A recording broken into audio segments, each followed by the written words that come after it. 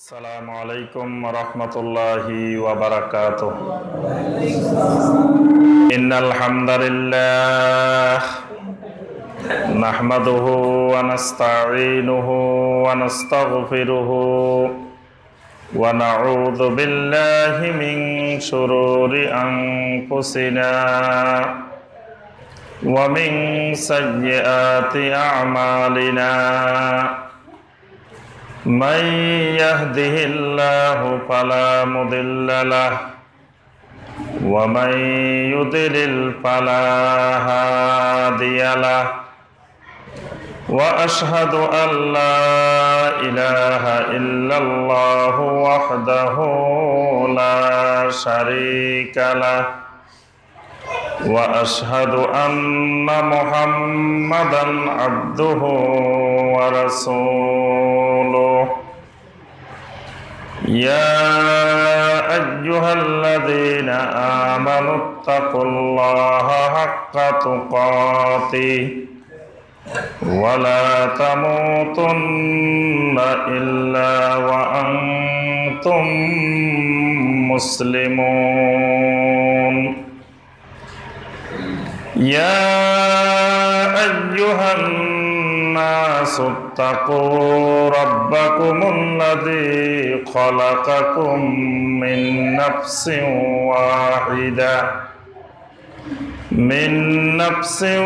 واحدة وخلق منها زوجها وبث منهما رجالا كثيرا ونساء واتقوا الله الذي تساءلون به والأرحام إن الله كان عليكم رقيبا يا أيها الذين آمنوا اتقوا الله وقولوا قولا سديدا يصلح لكم أعمالكم ويغفر لكم ذنوبكم ومن يطع الله ورسوله فقد فاز فوزا عظيما أما بعد فإن خير الحديث كتاب الله وخير الهدي هدي محمد صلى الله عليه وسلم وشر الأمور محدثاتها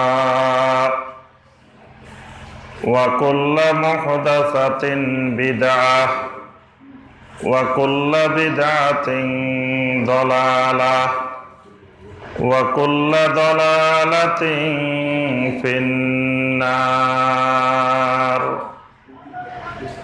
اللهم صل على محمد وعلى آل محمد كما صليت على إبراهيم وعلى آل إبراهيم إنك حميد مجيد اللهم بارك على محمد وعلى آل محمد كما باركت على إبراهيم وعلى آل إبراهيم إنك حميد مجيد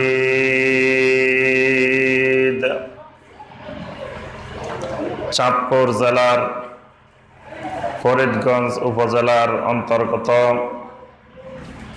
দক্ষিণ পূর্ব বদরপুর ফুরকানিয়া মাদ্রাসার উদ্যোগে আয়োজিত আজকের এই ফজিলতময় বরকতময় দশম বার্ষিক তাফসীরুল কোরআন মাহফিলের সম্মানিত সভাপতি, অত্র এলাকার বিভিন্ন মসজিদ এবং মাদ্রাসার সম্মানিত আইম্মাই মাসাজিদ এবং উলামায়ে কেরাম, আমার সম্মানিত মুরব্বিয়ানে আযম, আমার অত্যন্ত আদরের স্নেহের মহব্বতের যুবক কিশোর শিশু ভাইয়েরা এবং পর্দার আড়ালের আমার সম্মানিতা মা এবং বোনেরা,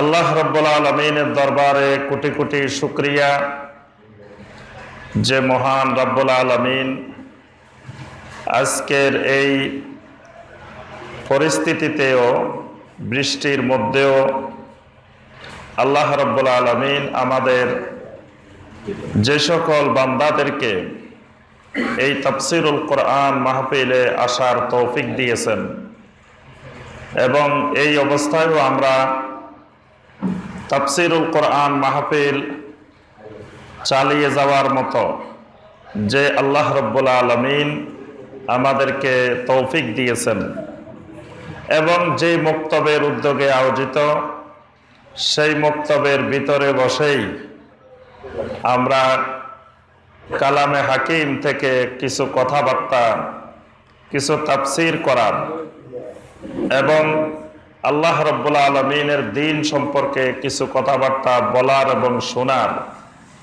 যে মহান রাব্বুল আলামিন তৌফিক দিয়েছেন, সে মহান রাব্বুল আলামিনের শুকর আদায় করি। সকলে বলি আলহামদুলিল্লাহ। সম্মানিত ভাই ও বোনেরা,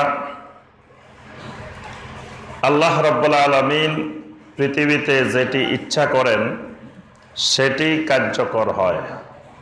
বান্দা ইচ্ছা করলে বান্দার সিদ্ধান্ত কার্যকর হয় না। এজন্য আল্লাহ রাব্বুল আলামিন কোরআনে কারিমে অনেক জায়গায় বলছেন, ওয়া কানা আমরুল্লাহি মাফউলা। আল্লাহর সিদ্ধান্ত, আল্লাহর নির্দেশ, এটাই জমিনে কার্যকর হয়।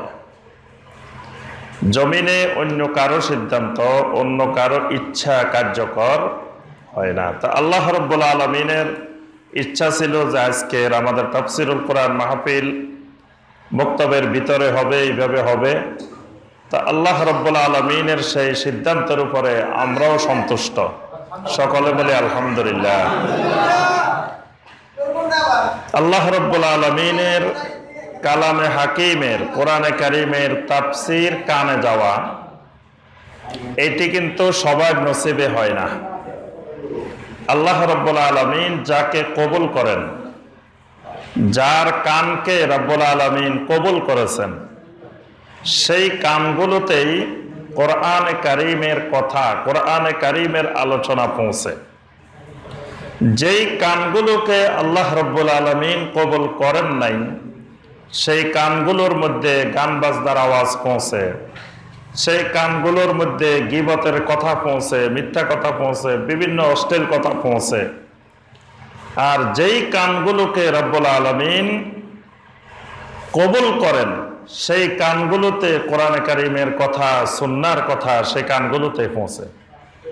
তা আজকের তাফসীরুল কোরআন মাহফিলে আল্লাহ রাব্বুল আলামিনের ইচ্ছা ছিল যে এত মানুষের কাছে এই কোরআনের আওয়াজ আজকে পৌঁছাবেন না, অল্প কয়জন সিলেক্টেড আল্লাহর মনোনীত বান্দাদের কাছে শুধু কোরআনের কথা পৌঁছাবেন।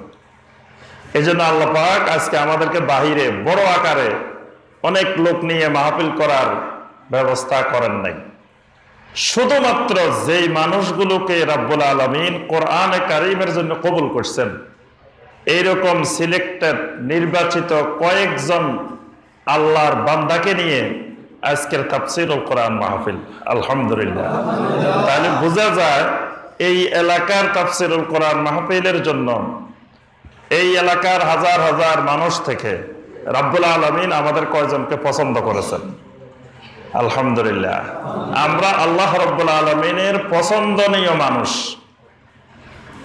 যে আল্লাহ রাব্বুল আলামিন আমাদেরকে পছন্দ করে আজকের এই তাফসীরুল কোরআন মাহফিলে বসার তৌফিক দিয়েছেন, সেই রাব্বুল আলামিনের কাছে আমরা কামনা করি সেই রাব্বুল আলামিন যেন আমাদের সবাইকে সিরাত মুস্তাকিমের হেদায়েত দিয়ে দিন। সকলে বলি আমিন।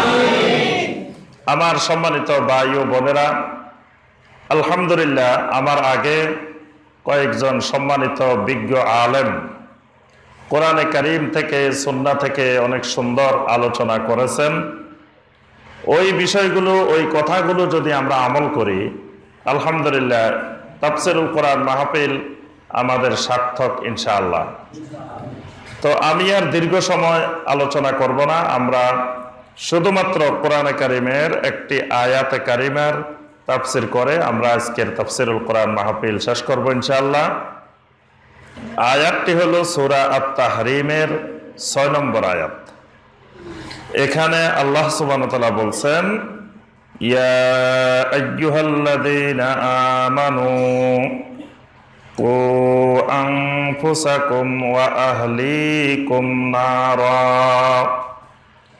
ওয়াকুদুহান নাস ওয়াল হিজারাহ আলাইহা মালাইকাতুন গলাযুন শিদাদুন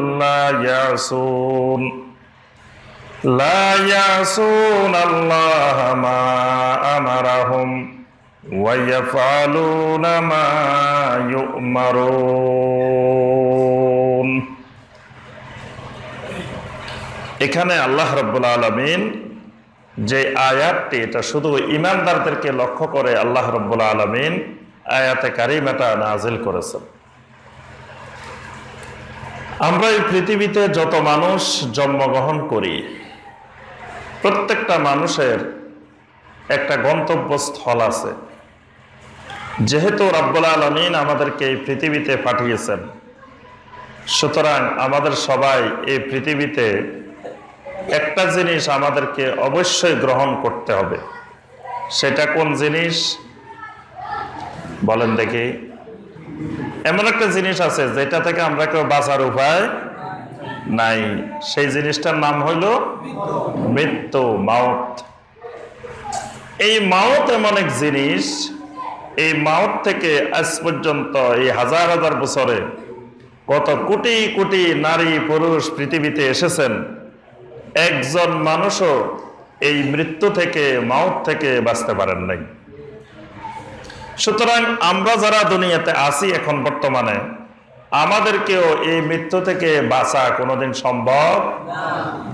এই জন্য আল্লাহ রাব্বুল আলামিন বলছেন, কুল ইন্নাল মাউতাল্লাযী তাফিররুনা মিনহু ফাইন্নাহু মুলাকীকুম। রাসূল, আপনি দুনিয়ার মানুষদেরকে এই বিষয়টি জানিয়ে দিন, তোমরা মৃত্যু থেকে যত লুকানোর চেষ্টা করো না কেন, যত পালানোর চেষ্টা করো না কেন, ফাইন্নাহু মুলাকীকুম, মৃত্যু তোমাদের সাথে মোলাকাত অবশ্যই করবে। মৃত্যু থেকে তোমাদের বেঁচে থাকা, দূরে থাকা, পালিয়ে থাকা কোনোদিন সম্ভব হবে না। এমনকি আইনামা তাকুনু ইউদরিকুমুল মাউত ওয়ালাউ কুনতুম ফি বুরুজিম মুশাইয়াদা, যদি কোনো কঠিন সীসাদালা প্রাচীরের ভিতরে, কোনো আবদ্ধ ঘরের ভিতরে, পাহাড়ের ভিতরে, এমন জায়গার ভিতরে যেই জায়গায় আলো বাতাস ঢুকতে পারে না, কিছুই ঢুকতে পারে না, এইরকম বুরুজের ভিতরেও যদি বসে থাকো, মৃত্যু তোমাকে সেখানেও পেয়ে যাবে। সুবহানাল্লাহ। সেখান থেকেও তোমার বাঁচা সম্ভব নয়। তাহলে মৃত্যু তো হবেই আমাদের, এটা চিরন্তন সত্য জিনিস। মৃত্যুর পরে আমরা কোন পর্যন্ত যেতে চাই, কোন জায়গা আমাদের লাস্ট গন্তব্যস্থল বলেন দেখি? আপনারা কোন পর্যন্ত যাইতে চান? জি, অনেকে মনে হয় জান্নাত পর্যন্ত যাইতে চায় না। কোন পর্যন্ত যেতে চান? জান্নাত পর্যন্ত। আমাদের সর্বশেষ গন্তব্যস্থল কোথায়? জান্নাত। তো মরে গেলেই কি জান্নাতে যাওয়া যায়? জান্নাতে যাওয়া যায় না। আমরা সবাই চাই জান্নাতে যাব, কারণ জান্নাত আমাদের বাবার বাড়ি। বাবার বাড়ি না? আমাদের আব্বা আদম আলাইহিস সালাম কোথায় ছিলেন? জান্নাতেই ছিলেন। তো জান্নাত তো আমাদের বাবার বাড়ি, আমরা তো ওই জান্নাতের ওয়ারিস। বাপের সন্তান সম্পত্তি পায় না, তাহলে তো আমরাই আমাদের বাপের ওয়ারিস, আমরা তো ওই জান্নাতের ওয়ারিস।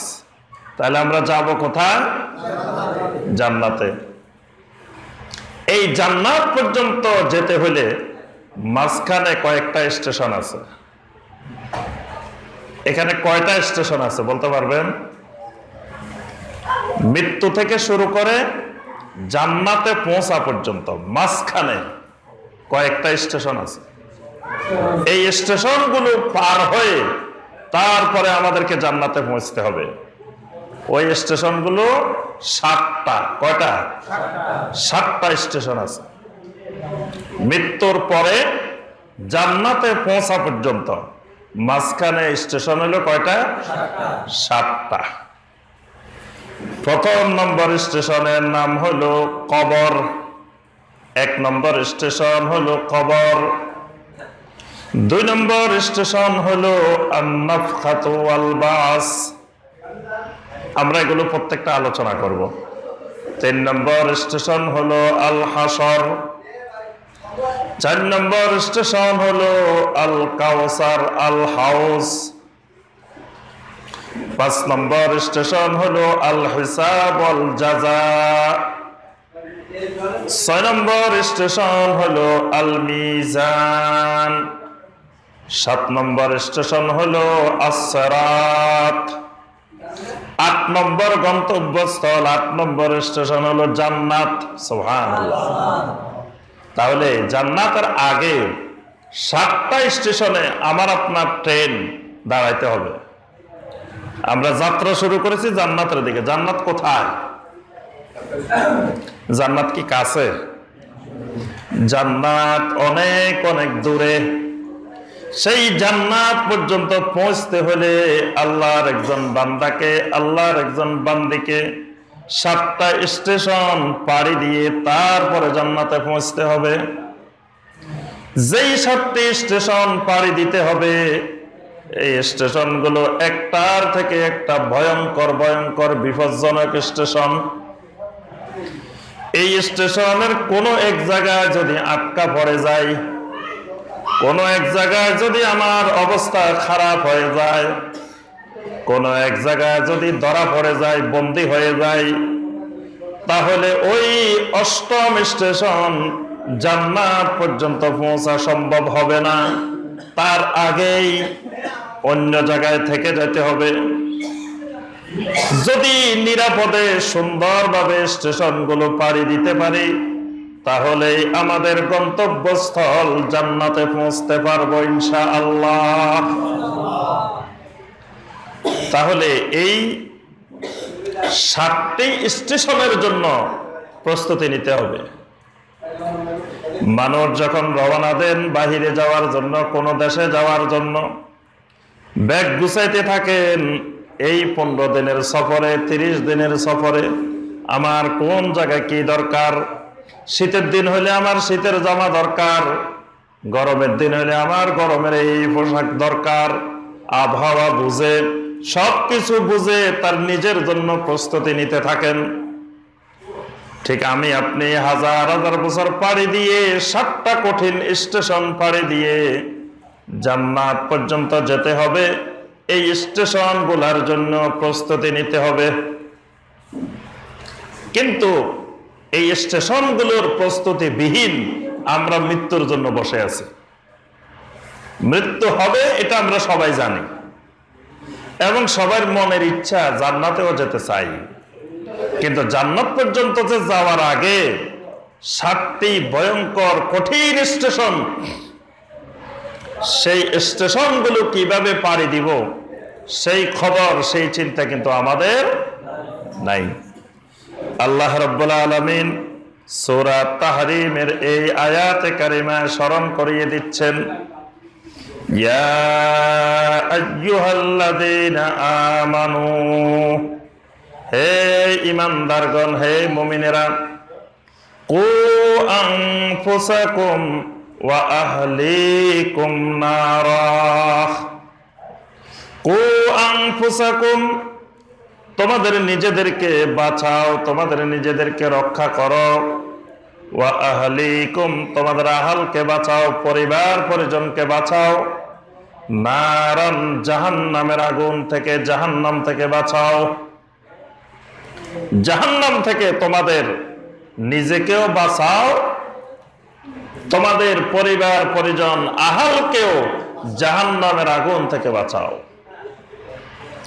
তাহলে একজন মুমিনের প্রথম কর্তব্য হলো নিজেকে জাহান্নামের আগুন থেকে বাঁচানো।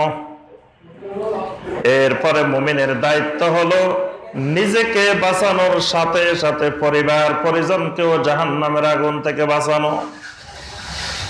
কিন্তু আজকে দেখা যায় নিজেও জাহান্নামের আগুন থেকে বাঁচার ব্যাপারে উদাসীন, পরিবার পরিজনকে জাহান্নামের আগুন থেকে বাঁচানোর ব্যাপারে উদাসীন। নিজেও বাঁচার চেষ্টা করে না, পরিবার পরিজনকেও জাহান্নামের আগুন থেকে বাঁচানোর কোনো চেষ্টা নাই। আল্লাহ রাসূল সাল্লাল্লাহু আলাইহি ওয়াসাল্লাম নবুয়ত লাভ করার পরে 3 বছর পর্যন্ত নবী সাল্লাল্লাহু আলাইহি ওয়াসাল্লাম গোপনে গোপনে ইসলামের দাওয়াত পেশ করেছেন, ইসলামের দাওয়াত দিয়েছেন। 3 বছর পরে আল্লাহ রাব্বুল আলামিন আয়াতে কারিমা নাজিল করলেন, ওয়া আনযির আশীরাতাকাল আকরাবিন, ও আমার নবী, এবার গোপনে গোপনে দাওয়াত দেওয়া আপনার জন্য আর বসে থাকা যাবে না, যথেষ্ট নয়। আপনার আত্মীয় স্বজন, নিকট আত্মীয়, প্রতিবেশী, চতুর্দিকে যারা আছে এদের কাছে আপনি দাওয়াত দিতে থাকেন। ওয়া আনজির, এদেরকে আপনি জাহান্নামের ভয় দিতে থাকেন, জাহান্নামের ভয় দেখাইতে থাকেন। এই আয়াতে কারিমা নাজিলের সাথে সাথে আল্লাহ রাসূল সাল্লাল্লাহু আলাইহি ওয়াসাল্লাম যত আত্মীয় স্বজন ছিল মক্কা মুকাররমার মধ্যে, সকল আত্মীয় স্বজনকে আল্লাহ রাসূল সাল্লাল্লাহু আলাইহি ওয়াসাল্লাম ডাক দিলেন। ইয়া বানি কাব ইবনে লুয়াই, ইয়া বানি আব্দ শামস, ইয়া বানি আব্দুল মুত্তালিব, এভাবে প্রত্যেকটা জাতিকে, প্রত্যেকটা বংশকে, প্রত্যেকটা কওমকে আল্লাহ রাসূল সাল্লাল্লাহু আলাইহি ওয়াসাল্লাম ডেকে নিয়ে আসলেন। ডেকে নিয়ে এসে সবাইকে যে কথাটা নবী সাল্লাল্লাহু আলাইহি ওয়াসাল্লাম বললেন, ইয়া বনি আব্দ শামস আনকিযু আনফুসাকুম মিনান নার, ও বনি আব্দ শামসের লোকেরা, তোমাদের নিজেদেরকে নিজেরা জাহান্নামের আগুন থেকে বাঁচাও। ইয়া বনি কাব ইবনে লুয়াই আনকিযু আনফুসাকুম মিনান নার, ও বনি কাব ইবনে লুয়াই, তোমাদের নিজেদেরকে নিজেরা জাহান্নামের আগুন থেকে বাঁচাও। ইয়া বনি আব্দুল মুত্তালিব আনকিযু আনফুসাকুম মিনান নার, হে আব্দুল মুত্তালিবের বংশধর, তোমরা তোমাদের নিজেদেরকে নিজেরা জাহান্নামের আগুন থেকে বাঁচাও। এমনকি সর্বশেষ পর্যায়ে নিজের মেয়ে ফাতেমা রাদিয়াল্লাহু তাআলা আনহাকে ডেকে বললেন, ফাতেমা রাদিয়াল্লাহু তাআলা আনহাকে ডেকে বললেন, ইয়া ফাতেমা আনকিযি নাফসাকা মিনান নার, ও আমার মেয়ে ফাতেমা, তোমার নিজেকে নিজে জাহান্নামের আগুন থেকে বাঁচাও। নিজের মেয়েকে ডেকেও আল্লাহ রাসূল সাল্লাল্লাহু আলাইহি ওয়াসাল্লাম বললেন যে তোমার নিজেকে নিজে জাহান্নামের আগুন থেকে বাঁচাও। এরপরে আল্লাহ রাসূল সাল্লাল্লাহু আলাইহি ওয়াসাল্লাম বলে দিলেন, فإني لا أملك لكم من الله شيئا, কারণ হলো কিয়ামতের ময়দানে যদি তুমি বিপদে পড়ো, ফাতেমা তুমি যদি জান্নাতে যেতে না পারো ফা ইন্নী লা আমলিকু লাকুম মিনাল্লাহি শাইআ, তাহলে আমি নবী আল্লাহ রাব্বুল আলামিনের কাছ থেকে তোমাকে ছুটাই নেওয়ার জন্য, তোমাকে জাহান্নাম থেকে মুক্ত করার জন্য আমি নবীও কোনো কিছুর মালিক নই, আমারও কোনো ক্ষমতা নাই। আমিও কিয়ামতের ময়দানে তুমি যদি কোনো কারণে জাহান্নামী হয়ে যাও, তা আমি নবী কথা বলার ক্ষমতা নাই যে রাব্বুল আলামিন এটা আমার মেয়ে, আমার মেয়েটাকে ছাড়ি দেন, এইটা করার ক্ষমতা কিয়ামতের ময়দানে আমি নবীরও নাই। তাহলে আল্লাহ রাসূল সাল্লাল্লাহু আলাইহি ওয়াসাল্লাম যেখানে নিজের মেয়েকে বলতেছেন তোমাকে আমি জান্নাতে নেওয়ার মালিক নই, জাহান্নাম থেকে বাঁচানোর মালিক নই, ফাতেমা আনকিজি নাফসাকে মিনান নার, তোমার নিজেকে নিজে জাহান্নামের আগুন থেকে বাঁচাও। আজকে আমরা দেখি অনেক ভাই অনেক বোন আরেকজনে জান্নাতে নিয়ে যাবে এই আশায় বসে থাকে।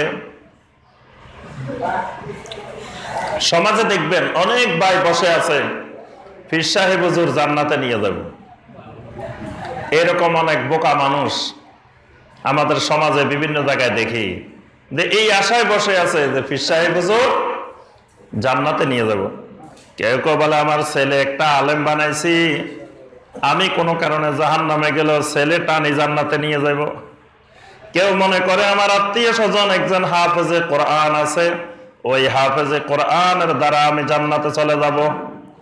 এক একজনের আশায় বসে আছে। আল্লাহ রাসূল সাল্লাল্লাহু আলাইহি সাল্লাম বলতেছেন আনকিজু আনফুসাকুম মিনান নার, কেউ কারো আশায় বসে থাকলে চলবে না, জাহান্নামের আগুন থেকে বাঁচার জন্য নিজেকে নিজে চেষ্টা করতে হবে, নিজেকে নিজে জাহান্নামের আগুন থেকে বাঁচানোর জন্য চেষ্টা চালাইতে হবে। আল্লাহ রাসূল সাল্লাল্লাহু আলাইহি সাল্লাম সুপারিশ করবেন, শাফাআত করবেন, এটা হক, কিন্তু শাফাআতের অর্থ এই নয় নবী সাল্লাল্লাহু আলাইহি সাল্লাম নিজের ইচ্ছা মতো যাকে ইচ্ছা তাকে টানে টানে জান্নাতে নিয়ে যাবেন। কাকে কাকে সুপারিশ করবেন, কার জন্য জান্নাত, এটা আল্লাহ রাব্বুল আলামিন নিজেই নির্ধারণ করে দিবেন। সুবহানাল্লাহ।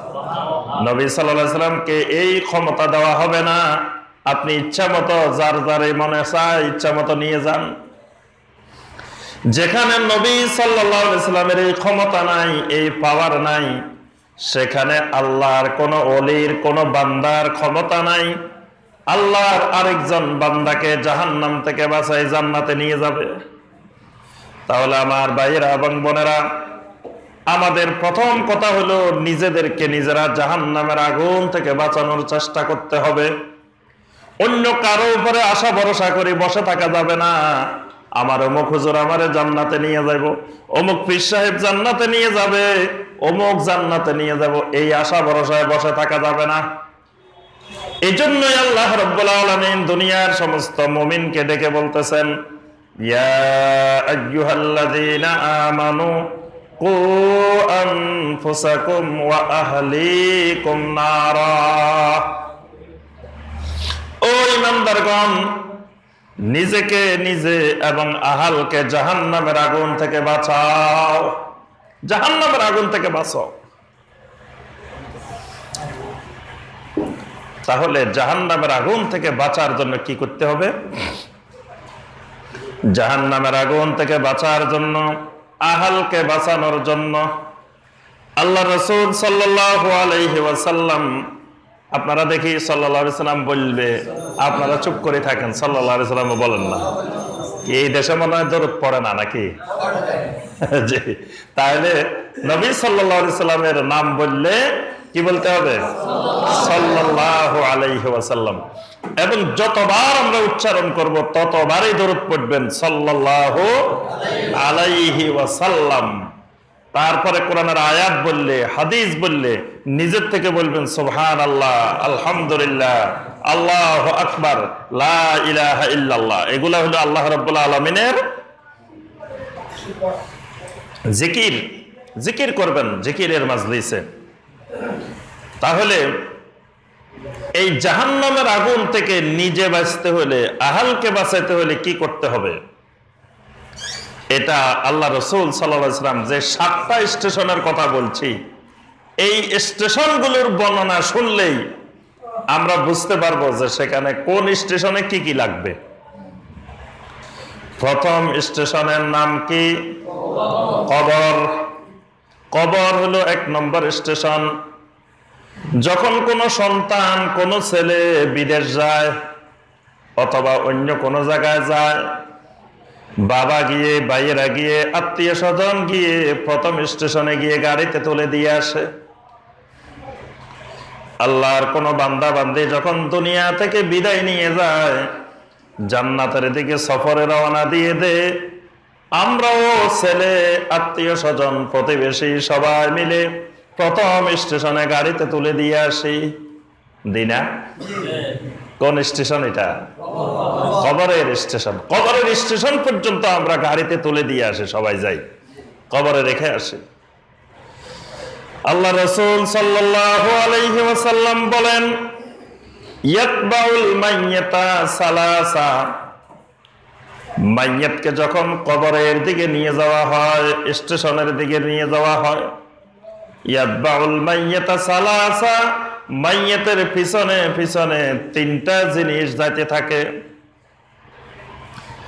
1 নম্বরে যেতে থাকে আহলুহু, তার আহাল যেতে থাকে, ওয়া মালুহু, তার মাল সম্পদও যেতে থাকে, তার সাথে আরেকটা জিনিসও যায়, ওয়া আমালুহু, তার আমলও যায়। তাহলে কবর পর্যন্ত, স্টেশন পর্যন্ত কয়টা জিনিস যায়? 3টা জিনিস। 1 নম্বরে আহাল যায়, 2 নম্বরে মাল যায়, 3 নম্বরে আমল যায়। ফায়ারজিউ ইসনান ওয়া ইয়াবকি ওয়াহিদ, কিছুক্ষণ পরে 2টি জিনিস ফিরে চলে আসে, একটা জিনিস সাথে থেকে যায়। ফিরে চলে আসে আহলুহু ওয়া মালুহু, আহাল বাড়িতে ফিরে আসে, সম্পদ বাড়িতে ফিরে চলে আসে, সাথে একটা জিনিস থেকে যায়, সেই জিনিসটা হলো আমালুহু, তার আমলটা তার সাথে থেকে যায়। সুবহানাল্লাহ। তাহলে বোঝা যায় ওই কবরের স্টেশনে যাত্রা করতে হলে, ওই স্টেশনে গাড়িতে উঠতে হলে সাথে আমল নিয়ে যাইতে হবে। আমল যার যত বেশি আছে, ওই স্টেশনগুলোতে নিরাপদে সে পার হইতে পারবে। টাকা পয়সা নেয় নাই, খালি পকেটে চলে গেছে, খালি পকেটে 6 মাসের সফরে বাইরেছে, একটা টাকাও নেয় নাই। তো এই আল্লাহর বান্দা স্টেশনে স্টেশনে বিভিন্ন জায়গায় যায়, মানুষের কাছে ভিক্ষা করা ছাড়া আর কোনো উপায় নাই। আখিরাতের পথে যাত্রা করছে, দীর্ঘ যাত্রা, অনেক লম্বা যাত্রা, কিন্তু কোনো আমল নিয়ে যায় নাই, আমল নাই, খালি পকেটে রওনা দিয়ে দিছে। এই আল্লাহর বান্দার প্রত্যেক স্টেশনে ভিক্ষা করা ছাড়া, কান্নাকাটি করা ছাড়া আর কোনো উপায় নাই। এবং এই আল্লাহর বান্দা জান্নাত পর্যন্ত পৌঁছতে পারবে না। এই জন্য সাথে করে কি নিতে হবে? পাতেও নিতে হবে, আমল নিতে হবে। আজকে দেখা যায় আহালের জন্য আমল নষ্ট করি, যেটা আমার সাথে যাবে কি আমল, আহাল কিন্তু পরিবার পরিজন আমার সাথে যাবে না, কিন্তু পরিবার পরিজনের জন্য আমল নষ্ট হয়। দেখা যায় পরিবার পরিজনের জন্য রিজিক অন্বেষণ করতে গিয়ে, চাকরি বাকরি করতে গিয়ে, ব্যবসা বাণিজ্য করতে গিয়ে, আহালের জন্য, পরিবারের জন্য টাকা কামাইতে গিয়ে আমার নামাজগুলো জামাতে হয় না, জামাত তরক হয়। আহালের জন্য ব্যবসা বাণিজ্য করতে গিয়ে সুদের সাথে জড়িত হইতে হয়। আহালের জন্য টাকা ইনকাম করতে গিয়ে ঘুষের সাথে জড়িত হয়, কত রকমের অবৈধ উপার্জনের সাথে জড়িত হয়।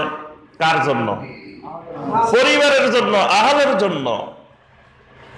অথচ ওই আহাল, ওই পরিবার পরিজন কিন্তু আমার সাথে কবরে, আমাকে অন্ধকার কবরে একা একা রেখে আমার পরিবার পরিজন চলে আসবে। তাহলে আমাকে পাড়ি দিতে হবে সবগুলা স্টেশন আমার একা একা। তাহলে আমাকে প্রথমে সতর্ক হইতে হবে, আমার আহালের কারণে যেন আমার কোনো অবস্থায় কোনো আমল নষ্ট না হয়। এজন্য আল্লাহ রাব্বুল আলামিন বলছেন, লা তুলহিকুম তিজারাতুন ওয়ালা বাইউন আন যিকিরিল্লাহ। ও আল্লাহর বান্দা, খেয়াল রাখবা, ব্যবসা বাণিজ্য যেন তোমাকে, বেচা কিনা যেন তোমাকে আল্লাহর জিকির থেকে কখনো গাফেল না করে। দুনিয়াতে যেটাই করো, চাকরি বাকরি করো, ব্যবসা বাণিজ্য করো, যাই করো, কিন্তু আগে তোমার আমলটা ঠিক রাখতে হবে।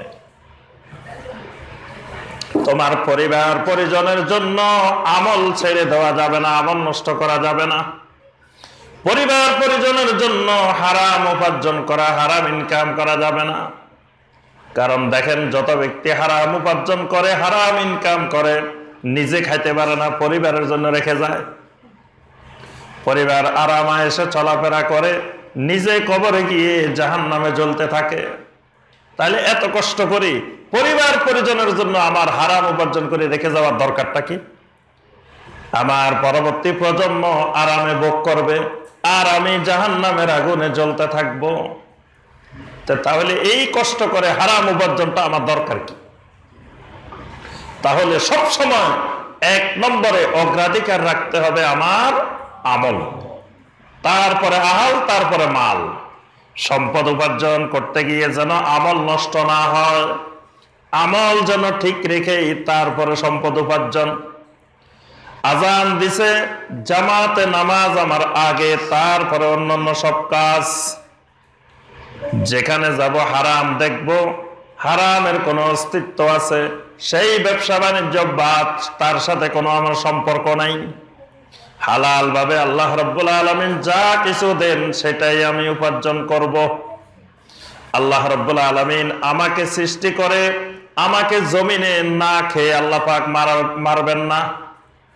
যেই রাব্বুল আলামিন আমাকে সৃষ্টি করেছেন, তিনি আমার রিজিকের ব্যবস্থাও করে রেখেছেন। এমন চিন্তা করার উপায় নেই যে মনে হয় আল্লাহ আমার খাওয়াবে না। হালাল ভাবে চলার চেষ্টা করলেও আল্লাহ রাব্বুল আলামিন আমাকে আপনাকে খাওয়াবেন। আমার আপনার কয়েকশো পেট মিলাইলে হাতির এক পেটের সমান। কি বলেন? হাতির পেট একটা, আমাদের পেট কয়টা? 100টা মিলাইলেও হাতির একটা পেটের সমান হবে না। তো ওই আল্লাহ রাব্বুল আলামিন এরকম হাজার হাজার হাতিকে খাওয়ায়, প্রতিদিন খাওয়াইতেছে। চাষবাসও নাই, জায়গা জমিনও নাই, টাকা পয়সাও নাই, এটা আল্লাহ খাওয়াইতেছে না? সাগরের এক একটা বিশাল বিশাল তিমি মাছ, ওই তিমি মাছের একটা পেট আমাদের কত হাজার মানুষের পেট। আল্লাহ পাক এরকম শত শত প্রাণীকে, হাজার হাজার প্রাণীকে সাগরের মধ্যে, মহাসাগরের মধ্যে রাব্বুল আলামিন প্রতিদিন খাবার দিতেছেন। যে আল্লাহ রাব্বুল আলামিন এত বিশাল বিশাল পেটওয়ালা প্রাণীকে খাবার দিতে পারেন, আমার আপনার মতো ছোট্ট একটা পেট, এই পেটেও সেই রাব্বুল আলামিন খাবার দিতে পারেন। আল্লাহ রাব্বুল আলামিন আমাকে আপনাকে সৃষ্টি করে রিজিক বিহীন আল্লাহ ছেড়ে দেন নাই। রিজিক দেওয়ার দায়িত্ব আল্লাহ রাব্বুল আলামিন নিছেন। আমাকে আপনাকে রিজিক দেওয়া, এটা আল্লাহ রাব্বুল আলামিন নিজের উপরে দায়িত্ব করে নিছেন। কিন্তু আমি আপনি পেরেশান রিজিকের জন্য। হালাল নাই, হারাম নাই, কিছু নাই, নামাজ নাই, দিন নাই, খালি রিজিক, খালি রিজিক, খালি মাল, খালি টাকা পয়সা, খালি টাকা পয়সা। টাকা পয়সা হালাল ভাবে ইনকাম করা, উপার্জন করা নিষিদ্ধ নয়, তবে আল্লাহ রাব্বুল আলামিনের হুকুম আহকাম আমল ঠিক রেখে, আল্লাহ পাকের নির্দেশনা ঠিক রেখে তারপরে উপার্জন করতে হবে। তাহলে কবরে যাওয়ার সময়, প্রথম স্টেশনে যাওয়ার সময় আমার কি লাগবে? আমল লাগবে। তাহলে ওই আমলের দিকে আমাদেরকে সব সময় খেয়াল রাখতে হবে। আহালকে আমি এমন ভাবে বানাই গেলাম, এমন ভাবে তৈরি করলাম, আমি মারা যাওয়ার পরে আহালে আমার ছেলে একটু আমার জানাজাটাও পড়াইতে পারল না। এমন আহাল, এমন পরিবার আমরা তৈরি করি যে সারা জীবনের সব কিছু দিয়ে, আমার সব টাকা পয়সা, সব শক্তি, সব মেধা সব খরচ করে, যেই সন্তান সন্ততি তৈরি করলাম, যে সন্তান সন্ততি মানুষ করলাম, আমি মারা যাওয়ার পরে যখন আমাকে অন্ধকার কবরে রেখে আসবে, তখন আমার ছেলেটা আমার জানাজা পড়াইতে পারে না। আমার ছেলে আমার জন্য একটা দোয়া করবে, এই দোয়ার নসিব হয় না আমাদের। এজন্য ছেলে মেয়েদেরকে দিন শিখাইতে হবে, জানাজা শিখাইতে হবে। দিন শিখাইলে না জানাজা শিখবে। এজন্য ছেলে মেয়েদেরকে জানাজার সালাত শিখাইতে হবে, যাতে আমি মারা যাওয়ার পরে আমার ছেলেটা আমার লাশের পাশে দাঁড়িয়ে চোখের পানি ফেলে আল্লাহর কাছে দোয়া করতে পারে, আল্লাহুম্মা গফির লাহু ওয়ারহামহু ওয়া আফিহি ওয়াফু আনহু ওয়া আকরিম নুজুলাহু ওয়া ওয়াসসি মুদখালাহু। যেন দোয়া করতে পারে, রব্বুল আলামিন আমার বাবার উপরে আপনি রহম করেন, আমার বাবাকে আপনি ক্ষমা করে দেন, আমার বাবাকে আপনি নিরাপত্তা দেন, আমার বাবার গুনাহ খাতাকে আপনি পরিষ্কার করে দেন। সুবহানাল্লাহ। যত বড় ইমাম সাহেব, যত বড় মুফতি সাহেব, যত বড় মুহাদ্দিস সাহেব আপনার আব্বার জানাজা পড়ান না কেন, আপনার অন্তর থেকে আপনার বাবার প্রতি যে মহব্বত, আপনার অন্তর থেকে যখন দোয়াগুলো পড়বেন, আপনার ভিতরের অনুভূতিটা যেমন হবে, দুনিয়ার কোন আলেমের, কোন মুহাদ্দিসের, কোন মুফতি সাহেবের এরকম হবে না। এটা কোনোদিনও হওয়া সম্ভব নয়। এটা আরেকজনের বাবার জন্য আমার সেই দরদ লাগবে না, যেই দরদটা, যে মহব্বতটা আপনার বাবার জন্য আপনার লাগবে। তাহলে কবরে যাওয়ার আগে রেডি হইতে হবে, কবরের প্রস্তুতি নিতে হবে। আমার আহাল যেন আমার জানাজা পড়াইতে পারে, আহালকে জানাজার উপযোগী করে, দোয়া করার উপযোগী করে তৈরি করতে হবে। আহালকে বিরাট বিরাট অফিসার বানাইলাম, ডাক্তার বানাইলাম, ইঞ্জিনিয়ার বানাইলাম, অনেক কিছু বানাইছি, কোনো অসুবিধা নাই, বানাই। কিন্তু সবচেয়ে বড় জিনিস হলো তাকে দিন শিক্ষা দিতে হবে, দিন জানতে হবে, দিন বুঝতে হবে। আমার আহালকেও জাহান্নামের আগুন থেকে বাঁচাইতে হবে। আহালের ব্যাপারে আল্লাহ পাক কিয়ামতের ময়দানে প্রত্যেকটা মানুষকে জবাবদিহি করা লাগবে। এজন্য আল্লাহ রাসূল সাল্লাল্লাহু আলাইহি ওয়াসাল্লাম বলেন, মুরু আওলাদাকুম বিসসালাহ ওয়া হুম আবনাউ সাবঈন। তোমার সন্তান যখন 7 বছর বয়স হবে, তোমার সন্তানকে নামাজের নির্দেশ দাও।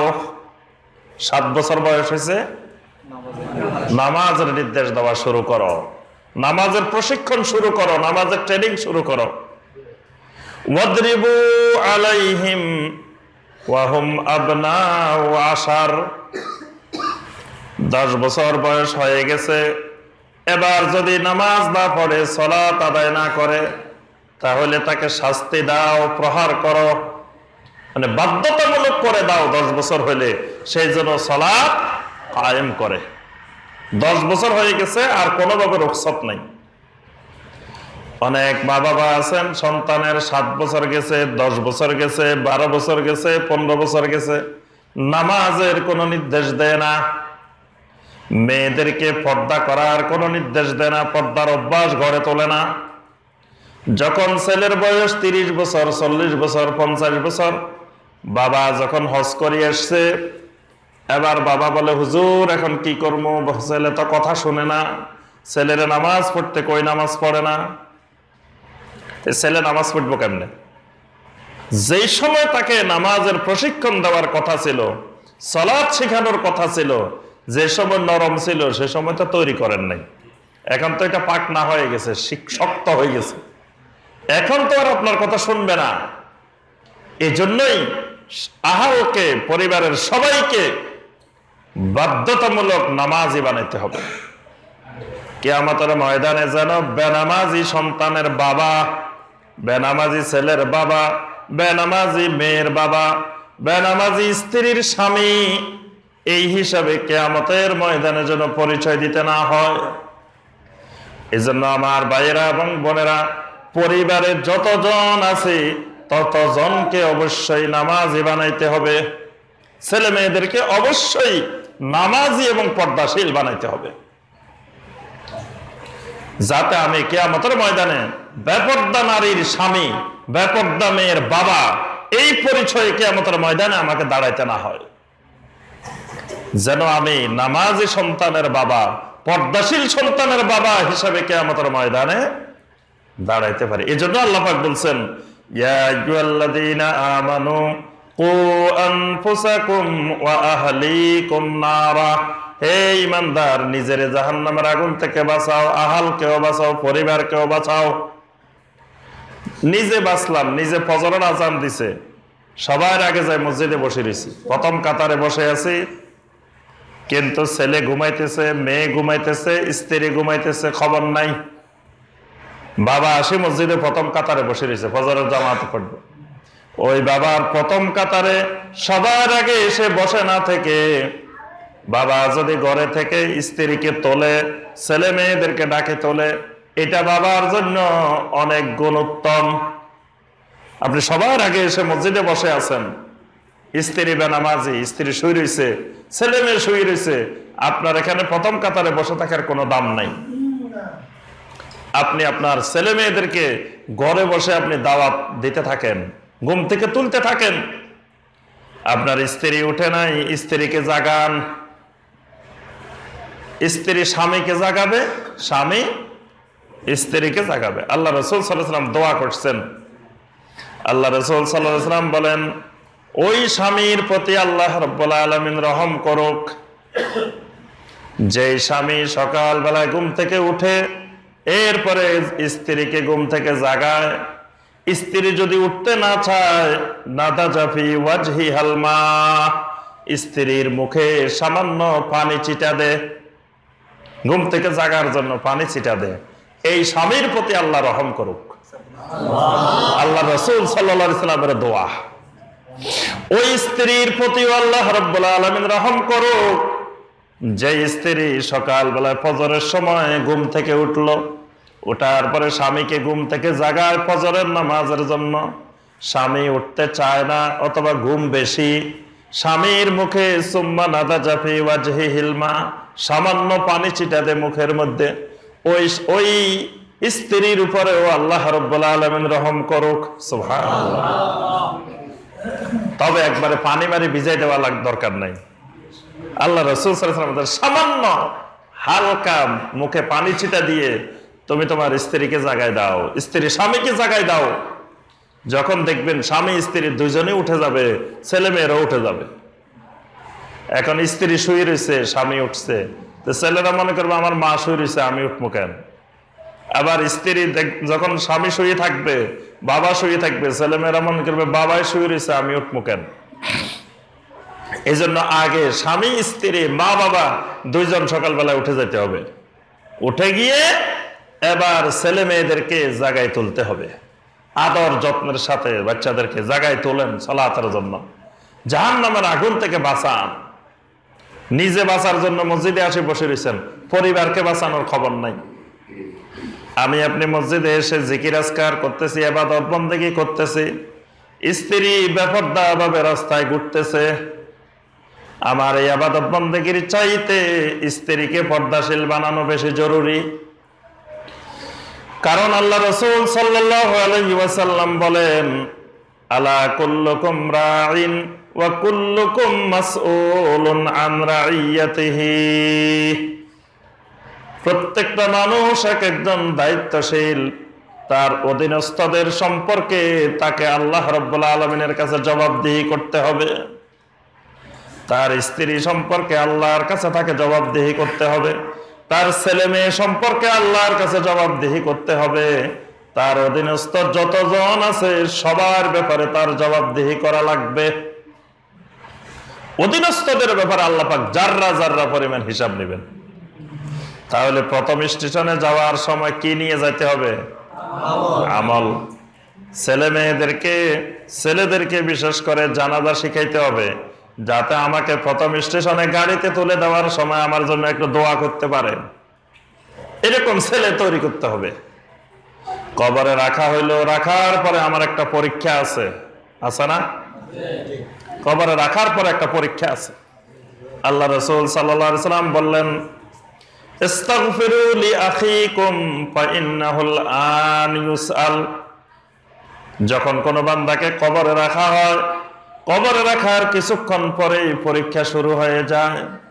ইস্তাগফিরু লিআখিকুম, তোমরা তোমাদের এই ভাইয়ের জন্য আল্লাহর কাছে ইস্তিগফার করো, কারণ ফাইন্নাহুল আন ইউসআল, কারণ এখনই তাকে প্রশ্ন করা হবে, পরীক্ষা শুরু হবে, এখনই তার কবরে পরীক্ষা শুরু হবে। সুতরাং তার কবরে পরীক্ষা শুরু হবে, তোমরা আল্লাহর কাছে ইস্তিগফার করো, তোমার ভাইয়ের জন্য দোয়া করো। কেমনে দোয়া করবে?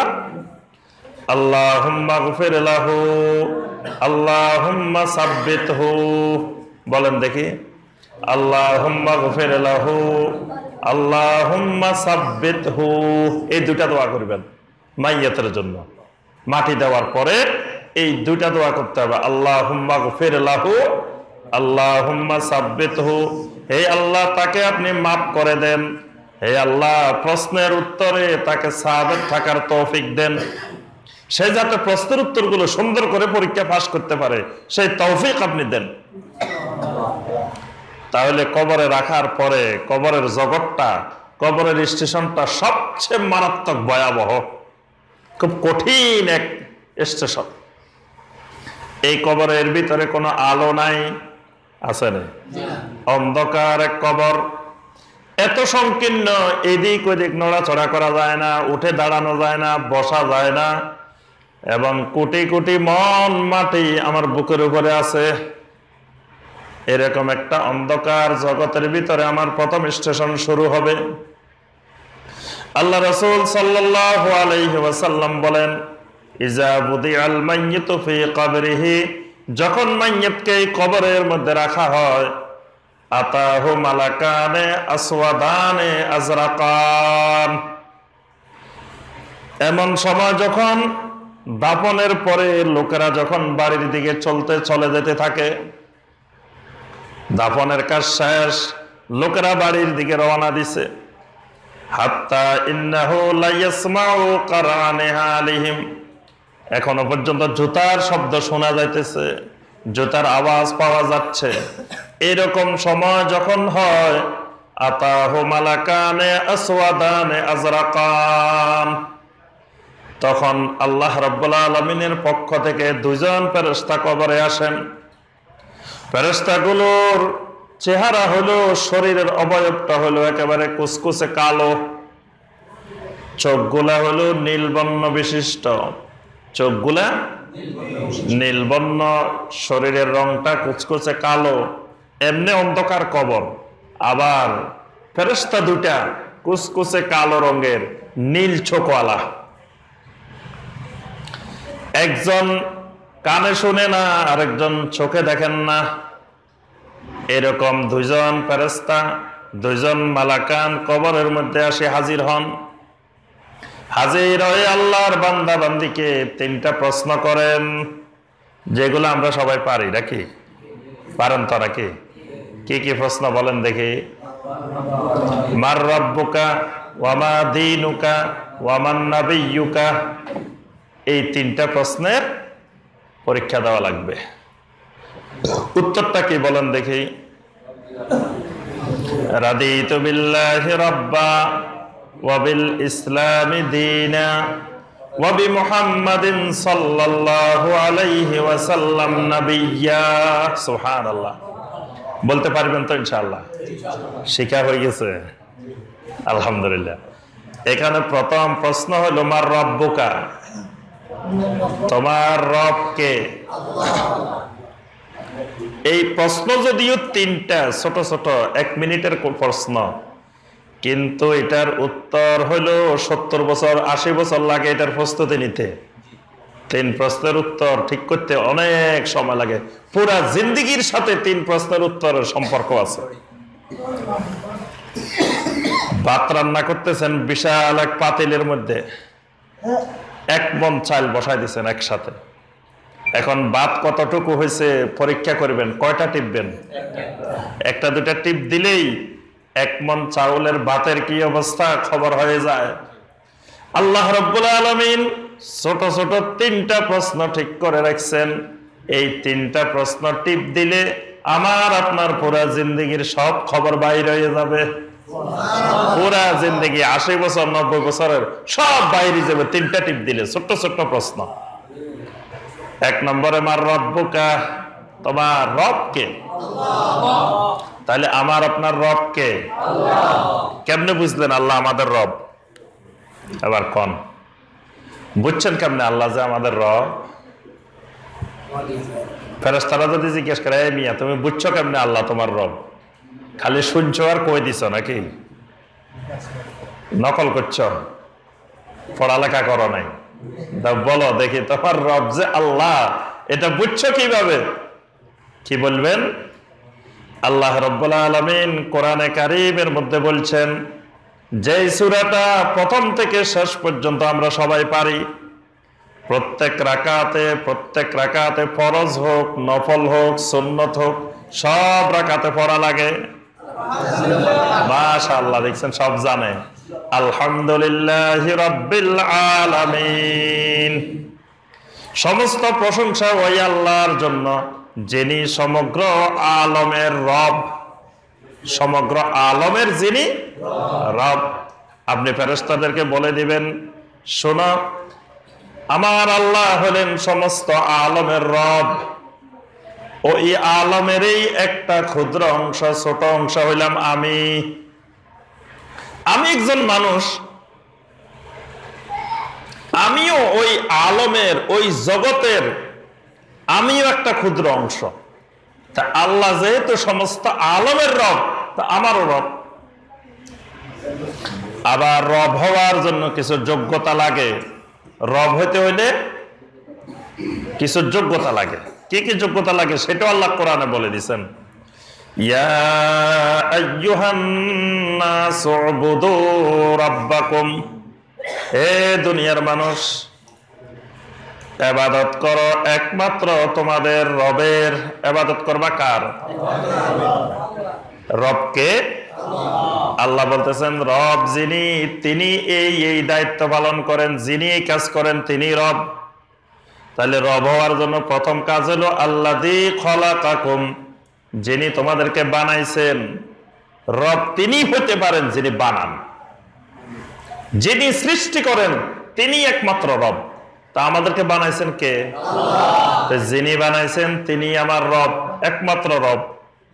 ওয়াল্লাযীনা মিন ক্বাবলিকুম, তোমাদের পূর্ববর্তী আদম আলাইহিস সালাম থেকে শুরু করে তোমার আগে যত কোটি কোটি মানুষ আসছে, এদের সবাইকে সেই রব বানাইছেন। সুবহানাল্লাহ।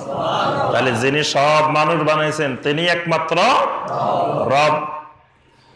আল্লাযী জাআলা লাকুম মিনাস সামাই মা, আল্লাযী আনজালা মিনাস সামাই মাআন, রব হলো তিনি যিনি আসমান থেকে পানি বর্ষণ করেন, পানি বর্ষণ করে তোমাদের জন্য রিজিক বের করেন জমিন থেকে। অর্থাৎ তোমাদেরকে শুধু বানাই ছেড়ে দেন নাই, যিনি তোমাদের খাওয়ারও ব্যবস্থা করেন। সুবহানাল্লাহ। তোমরা কি খাইবা, কি খেয়ে বেঁচে থাকবা, এটারও যিনি ব্যবস্থা করেন। আবার বেঁচে থাকার জন্য তোমাদের বাতাস দরকার, অক্সিজেন দরকার, যা যা দরকার সব ফ্রি দিয়ে দিচ্ছেন, বিনা পয়সায় দিয়ে দিচ্ছেন, বিনা মিটারে। আমরা যে অক্সিজেন গ্রহণ করি মিটার আছে? কয় টাকা বিল দেন? কোনো বিল দেওয়া লাগে না, বিনা বিলে, বিনা পয়সায় কোটি কোটি টাকার অক্সিজেন, কোটি কোটি টাকার বাতাস, কোটি কোটি টাকার পানি, কত জিনিস যেগুলো রাব্বুল আলামিন আমাদের বেঁচে থাকার জন্য তৈরি করে দিয়েছেন, বানাই দিয়েছেন। যিনি সব ব্যবস্থাপনা করেছেন তিনি রব হইতে পারেন। তাহলে আমাদের রব কে? একমাত্র আল্লাহ। রব একমাত্র আল্লাহ। তাহলে রব কয়জন? রব শুধু একজন, এটা খেয়াল রাখতে হবে। তাহলে সমস্ত ক্ষমতার মালিক কে? একমাত্র আল্লাহ। তাহলে আল্লাহ রাব্বুল আলামিন ছাড়া আর কোনো কিছুর ক্ষমতা বিশ্বাস করা যাবে না। অন্য কিছুর ক্ষমতা বিশ্বাস করা শিরক। যদি অন্য কিছুর ক্ষমতা বিশ্বাস করি, কবরে যদি জিজ্ঞাসা করে মার রব্বুকা, উত্তর দেওয়া যাবে না? যাবে না। যদি অন্য কিছুর ক্ষমতায় বিশ্বাস করি, যদি একমাত্র আল্লাহর ক্ষমতা বিশ্বাস করি, রবের ক্ষমতায় বিশ্বাস করি, তাহলে আমি বলে দিতে পারবো রাদিতু বিল্লাহি রাব্বা। আর যদি আল্লাহর ক্ষমতাকে একমাত্র মনে না করি, তাহলে বলে দেওয়া তাহলে আমার ভালো মন্দ করার মালিক কে? একমাত্র আল্লাহ। তাহলে আমি অসুখ হইলে ভালো করবে কে? আমার বিপদ আপদ দূর করবে কে? তাহলে বিপদ আপদে পড়লে চাইতে হবে কার কাছে? মান্নত করতে হবে কার জন্য? দোয়া করতে হবে কার কাছে? একমাত্র আল্লাহর কাছে, যিনি আমার রব। আমার যা দরকার একমাত্র চাবো কার কাছে? সেই একমাত্র আমার রবের কাছে। আমার রব ছাড়া আর কিছুই নাই। তাহলে মার রাব্বুকার উত্তর দুনিয়াতে রেডি করতে হবে, কবরের আযাব থেকে রক্ষা পাইতে হইলে। ওয়ামা দীনুকা, তোমার দিন কি, এটার উত্তরও ঠিক করতে হবে। দিন কি? ইসলাম। আলহামদুলিল্লাহ। ইসলামটা কি একমাত্র দিন নাকি সর্বোচ্চ, একেবারে সর্বশ্রেষ্ঠ দিন? কঠিন পরীক্ষা। ইসলাম সর্বশ্রেষ্ঠ ধর্ম না সর্বনিম্ন ধর্ম? হয় নাই, উত্তর তো আগেই বলে দিছি, সৃজনশীল পরীক্ষায় ফেল। আগেই বলছি একমাত্র ধর্ম নাকি শ্রেষ্ঠ ধর্ম। এখানে উত্তর আছে, ইসলাম সর্বশ্রেষ্ঠ ধর্ম নয়। এই কথাটা ভুল, এটা চিন্তাধারাটা ভুল, আমরা চিন্তা না করে বলে ফেলি। কিন্তু ইসলামকে আল্লাহ রাব্বুল আলামিন সূরা আলে ইমরানের 19 নম্বর আয়াতে বলছেন, ইন্নাদ-দীনা ইনদাল্লাহিল ইসলাম। আল্লাহ রাব্বুল আলামিনের কাছে একমাত্র দিন হলো ইসলাম। ইসলামই হলো একটাই দিন। আবার 85 নম্বর আয়াতে বলছেন আলে ইমরানের, ওয়া মান ইয়াবতাগি গায়রাল ইসলামি দীনান ফালান ইউকবালা মিন। কেউ যদি ইসলাম ছাড়া অন্য কোন ধর্ম, অন্য কোন দিন অনুসন্ধান করে, আল্লাহ রাব্বুল আলামিন সেটা কবুল করবেন না। তাহলে আপনি যদি বলেন ইসলাম সর্বশ্রেষ্ঠ ধর্ম, তার অর্থ হলো জমিনে আল্লাহর ধর্ম 4-5টা আছে। ইসলাম 1 নম্বরে, আরেকটা 2 নম্বরে, আরেকটা 3 নম্বরে, আরেকটা 4 নম্বরে, আরেকটা 5 নম্বরে। কি বলেন? শ্রেষ্ঠ মানে এটার নিচেও আরো আছে। তা আপনি তো সবগুলোর স্বীকৃতি দিয়ে দিলেন, বললেন যে 4-5টা আছে, তবে আমারটা ইসলামটা শ্রেষ্ঠ। বাকিগুলো ঠিক আছে, তবে সেগুলা 2 নম্বরে, 3 নম্বরে, 4 নম্বরে। বাকিগুলা কি ঠিক আছে? বাকিগুলা ঠিক আছে এই বিশ্বাস করলে ইমান থাকবে না। এই জন্য আল্লাহ পাক বলছেন, ইন্নাদ-দীনা ইনদাল্লাহিল ইসলাম। একমাত্র দিন হলো আমি আল্লাহর কাছে ইসলাম। এজন্য জীবনের কোনো কিছু ইসলামের বাহিরে রাখা যাবে না। বিয়ে শাদীর অনুষ্ঠান প্রোগ্রাম কেমনে করতে হবে? ইসলামের বাহিরে। যেহেতু বিয়ে শাদী দুনিয়াবি ব্যাপার, এটা নিজেদের ইচ্ছা মতো নাকি? তাহলে কি গায়ে হলুদের নামে অশ্লীলতা করা যাবে? নাচানাচি, গান বাজনা এগুলা করা যাবে? তাহলে বিয়ে শাদী হবে কোন নিয়মে? ইসলামের নিয়মে। খাওয়া দাওয়া হবে কার নিয়মে? ঘুমাইতে হবে কার নিয়মে? তারপরে ব্যবসা বাণিজ্য কার নিয়মে? চাকরি বাকরি, পরিবার পরিজন চালাইতে হবে, সব কিছু চালাইতে হবে ইসলামের ভিতরে। এজন্য আল্লাহ পাক নির্দেশ দিয়েছেন, ইয়া আইয়ুহাল্লাযীনা আমানু দুখুলু ফিস সিলমি কাফা। হে ঈমানদারেরা, ইসলামের ভিতরে পুরোপুরি ঢুকে যাও। কিছু অর্ধেক ঢুকবা, অর্ধেক বাইরে, এরকম করা যাবে না। পুরোপুরি ইসলামের মধ্যে ঢুকো, সব ইসলামের মানবা, ইসলামের বাইরে মানার কোনো সুযোগ নাই। কিন্তু আমরা দেখা যায় এখন কিছু ইসলামের মানে, আবার ইসলামের বাইরেও মানে। বিয়ে শাদীর অনুষ্ঠানে ইসলাম নাই, কি বলেন? আছে না? আবার ছেলে মেয়েদের বার্থডে পালন করে, এখন তো জোরে সোরে বার্থডে। বার্থডে কি ইসলামে আছে? এটা অন্য ধর্মের, অন্য জায়গারটা ইসলামে আনা যাবে না। ইসলামের ভিতরে যেগুলো আছে সেগুলোই পালন করতে হবে। ইসলামের বাহিরের থেকে কিছু এনে ইসলামে ঢুকানো যাবে না। এজন্য কৃষ্টি, কালচার, সংস্কৃতি, সভ্যতা সব হইতে হবে একমাত্র ইসলামের। তাহলে কবরে জিজ্ঞেস করবো আমা দীনুকা, আপনি বলে ফেলবেন লাত মারি ওয়াবিল ইসলাম দীনা। কিন্তু দুনিয়াতে মানবেন অন্য সংস্কৃতি, কুফরি সংস্কৃতি, বিজাতীয় সংস্কৃতি। কবরে মুখে দিয়ে ওয়াবিল ইসলামে দীনা আসবে না। এবার আসেন 3 নম্বর, ওয়ামান নাবিয়ুকা। উত্তর কি দিবেন? ওয়ামান নাবিয়ুকা জিজ্ঞেস করলে কি বলবেন? ওয়াবি মুহাম্মাদিন সাল্লাল্লাহু আলাইহি ওয়াসাল্লাম নাবিয়্যা। মুহাম্মদ সাল্লাল্লাহু আলাইহি ওয়াসাল্লাম আমার নবী, ঠিক আছে না? তাহলে মুহাম্মদ সাল্লাল্লাহু আলাইহি ওয়াসাল্লাম আমার নবী, মুহাম্মদ সাল্লাল্লাহু আলাইহি ওয়াসাল্লামের ইত্তেবা করা আমার উপরে ফরজ। দুনিয়াতে আল্লাহর যত ইবাদত করতে হবে এগুলা কার নিয়মে করতে হবে? রাসূল সাল্লাল্লাহু আলাইহি ওয়াসাল্লামের তরিকায় করতে হবে। ইবাদত করব একমাত্র আল্লাহর, কিন্তু তরিকা হবে একমাত্র রাসূলুল্লাহ সাল্লাল্লাহু আলাইহি ওয়াসাল্লামের। ইবাদত একমাত্র আল্লাহর, আর পদ্ধতি হবে, তরিকা হবে, সিস্টেম হবে কার? মুহাম্মদুর রাসূলুল্লাহ সাল্লাল্লাহু আলাইহি ওয়াসাল্লামের। যদি মুহাম্মদ রাসূলুল্লাহ সাল্লাল্লাহু আলাইহি ওয়াসাল্লামের তরিকায় না হয়, আমি ইমাম হোসেনের তরিকায় হয়, তাহলে হবে? জান্নাত পাওয়া যাবে না। এজন্য দুনিয়ার যত বড় বুজুর্গ হোক, যত বড় আলেম হোক, যত বড় পীর সাহেব হোক, কারো তরিকায় কোনো ইবাদত, কোনো আমল করা যাবে না। আমল করতে হবে সব কার তরিকায়? তরিকায় মুহাম্মদুর রাসূলুল্লাহ সাল্লাল্লাহু আলাইহি ওয়াসাল্লাম। আল্লাহ পাক কোরআনে কারীমের সূরা আলে ইমরানের 31 নম্বর আয়াতে বলে দিয়েছেন, কুল ইন কুনতুম তুহিব্বুনাল্লাহা ফাত্তাবিউনি।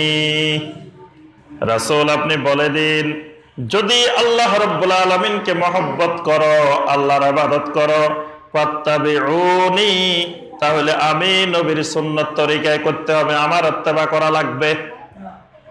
নবী সাল্লাল্লাহু আলাইহি সাল্লামের অনুসরণ ছাড়া কোন ইবাদত আল্লাহ রাব্বুল আলামিন কবুল করবেন না। আপনি নামাজ পড়বেন কার মতো? কার মতো নামাজ পড়বেন? আল্লাহ রাসূল সাল্লাল্লাহু আলাইহি সাল্লামের মতো। রোজা রাখবেন কার মতো? হজ করবেন কার মতো? প্রত্যেকটা ইবাদত, প্রত্যেকটা আমল করতে হবে মুহাম্মদুর রাসূলুল্লাহ সাল্লাল্লাহু আলাইহি ওয়াসাল্লামের পদ্ধতিতে। এই পদ্ধতির বাহিরে অন্য কোন পদ্ধতিতে আমল করলে, ইবাদত করলে আল্লাহ পাক কবুল করবেন না। তাহলে দরুদ পড়বেন কার পদ্ধতিতে? তাহলে আল্লাহ রাসূল সাল্লাল্লাহু আলাইহি ওয়াসাল্লাম কি বালাগালুলা পড়ছেন না? জি, আল্লাহ রাসূল সাল্লাল্লাহু আলাইহি ওয়াসাল্লামের আমলে বালাগালুলা ছিল না। বালাগালুলা কবে হয়েছে? অনেক পরে, শত শত বছর পরে। ইরানের একজন কবি, নাম হলো শেখ সাদি। শেখ সাদি নামক একজন কবি এই কবিতা লিখছে। তো এটা একটা কবিতা। কবিতা যে কেউ বানাইতে পারে, কবিতা আপনারাও বানাইতে পারবেন। কবিতা বানাইতে নির্দিষ্ট শর্ত নাই, যে কেউ কবি হইতে পারে। আপনি কবিতা লিখবেন, যেমন কাজী নজরুল ইসলাম কবি হয়েছে, উনি কি পাস করছে? কি ডক্টরেট ডিগ্রি করছে? ডক্টর হয়েছে, কিন্তু কবিতা লিখছে না। তাহলে সবাই কবিতা লিখতে পারে, কবিতা লেখার যে কারো অধিকার আছে, কিন্তু ইবাদত বানানোর অধিকার কারো নাই। ইবাদত ভিন্ন জিনিস, কবিতা ভিন্ন জিনিস। কবিতা যে কেউ বানাইতে পারে, কিন্তু ইবাদত যে কেউ বানাইতে পারবে না। দরুদ একটা ইবাদত। দরুদ একটা কি? ইবাদত। আল্লাহ পাক কোরআনের আয়াত নাজিল করছে এই ব্যাপারে। ইন্নাল্লাহা ওয়া মালাইকাতাহু ইউসাল্লুনা আলান নবী ইয়া আইয়ুহাল্লাযীনা আমানু সাল্লু আলাইহি ওয়া সাল্লিমু তাসলিমা। আল্লাহ পাক বলে দিয়েছেন, হে ঈমানদাররা, আমার নবীর উপরে দরুদ পেশ করো, সালাম পেশ করো। নির্দেশ দিয়েছেন, এটা একটা ইবাদত। তাহলে ইবাদতটা শিখাবেন কে? আল্লাহ রাসূল সাল্লাল্লাহু আলাইহি সাল্লাম। আর কারো ইবাদত বানাইবার অধিকার, শেখ সাদী রহমাতুল্লাহ আলাইহির ইবাদত বানানোর অধিকার আছে না। তো উনি ইবাদত বানায়ও নাই, উনি একটা কবিতা লিখছে।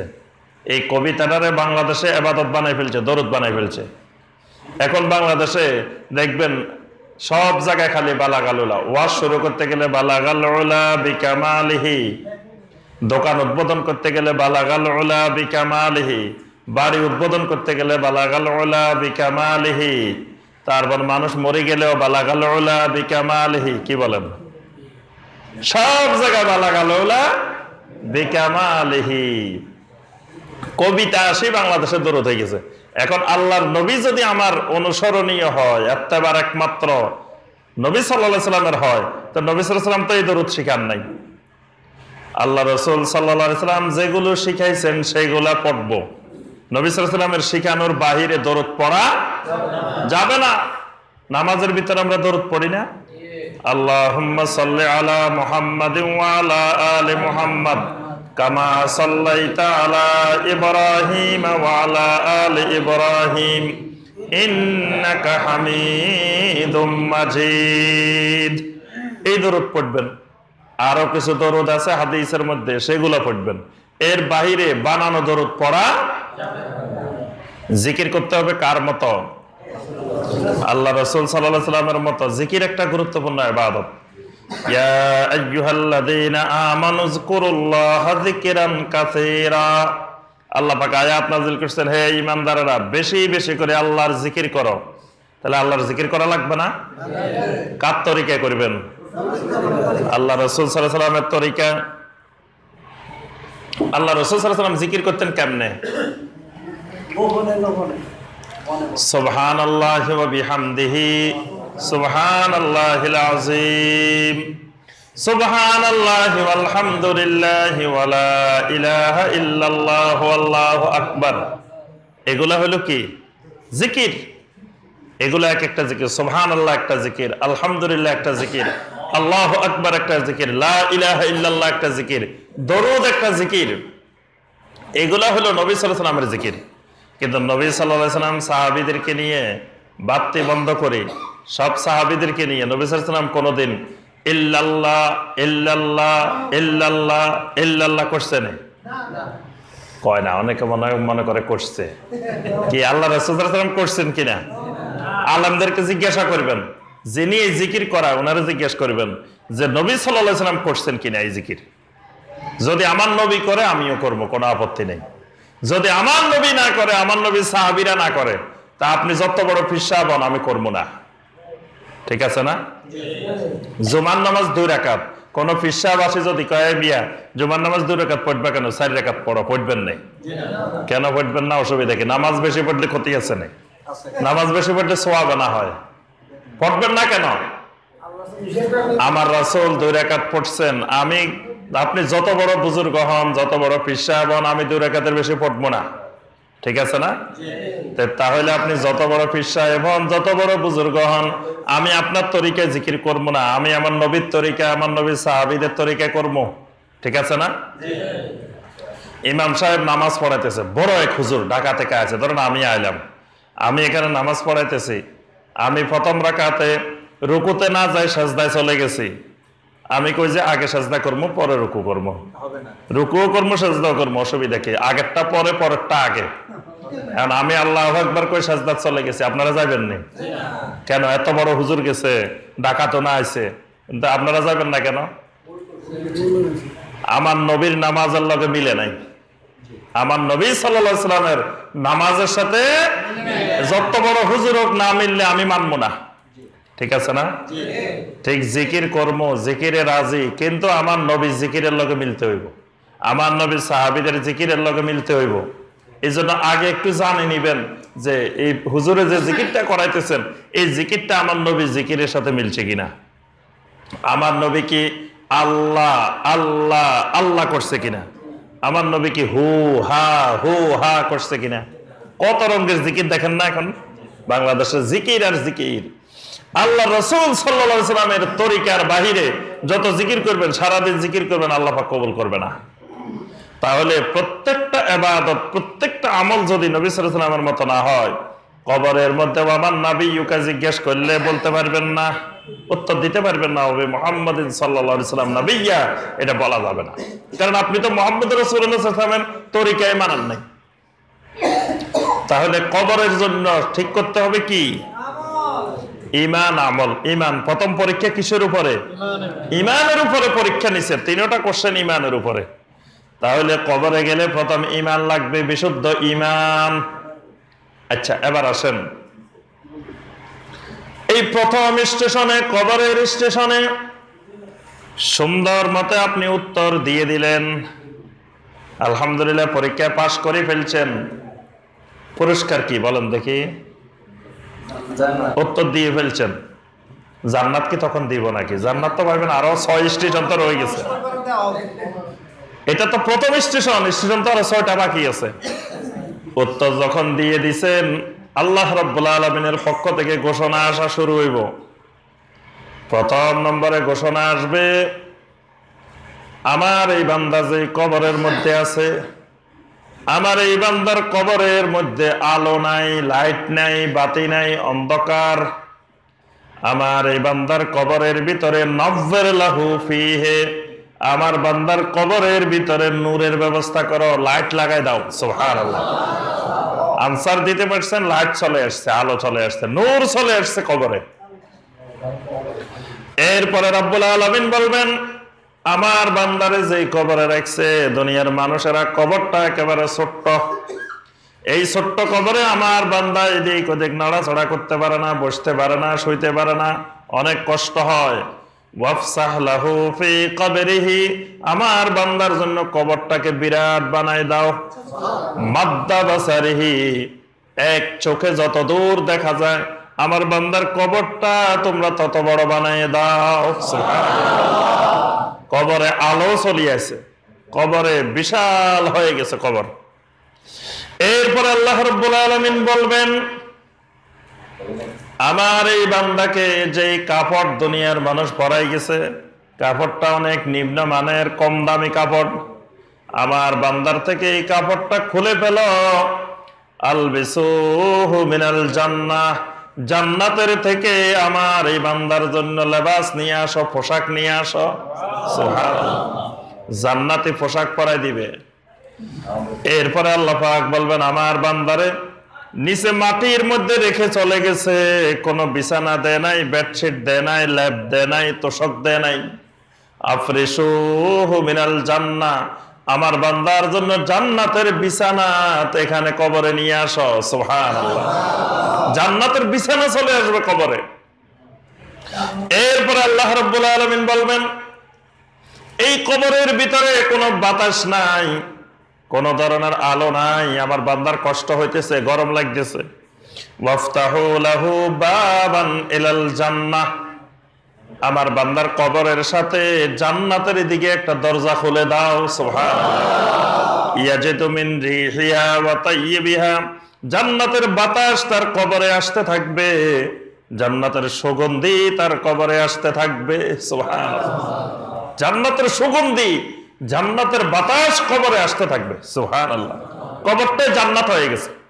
এখনো জান্নাতে পৌঁছান না, আরো 6 স্টেশন বাকি আছে, কিন্তু তার আগেই জান্নাতের লেবাস চলে আসছে, জান্নাতের বিছানা চলে আসছে, জান্নাতের দিকে দরজা খুলে গেছে, জান্নাতের ঘ্রাণ আসতেছে, জান্নাতের সুগন্ধি কবরে আসতেছে। সুবহানাল্লাহ, এই জান্নাতের বিছানায় জান্নাতের পোশাক পরে এমন একটা ঘুম দিবেন, ফেরেশতারা বলবেন, নাম কানাউমাতিল আরুস, আজকে তুমি নতুন বউয়ের মতো, নতুন স্বামীর মতো এই জান্নাতের বিছানায় তুমি ঘুমায় থাকো, জান্নাতের বিছানায় ঘুমায় থাকো। সুবহানাল্লাহ, দুনিয়াতে একটু ঘুম ডিস্টার্ব হলে ফজরের নামাজ জামাতে পড়তে পারে না ঘুমের জন্য। আহারে ঘুম, সকালবেলার মাত্র সামান্য ঘুমের জন্য হাজার হাজার বছরের ঘুমকে নষ্ট করে দিচ্ছেন। কবরে একবার ঘুমাইলে হাজার হাজার বছর ধরে ঘুমাইবেন, যা ঘুমাইতে পারেন। ঘুম আর ঘুম, আপনি যা কত ঘুমাইতে চান, কবরের পর তো আর ডিউটি নেই, খালি ঘুমান। কিন্তু সেই ঘুম দুনিয়াতে সামান্য ঘুমের জন্য জান্নাত বরবাদ করে দিচ্ছি আমরা। ফজরের সময় আজান হয়, ঘুমের জন্য উঠি না। ঘুমটাকে আমাদের কাছে প্রিয় মনে হয়, মহব্বতের মনে হয়। তাহলে এই কবরটাকে রব্বুল আলামিন চারিদিক থেকে জান্নাত বানাই দিচ্ছেন।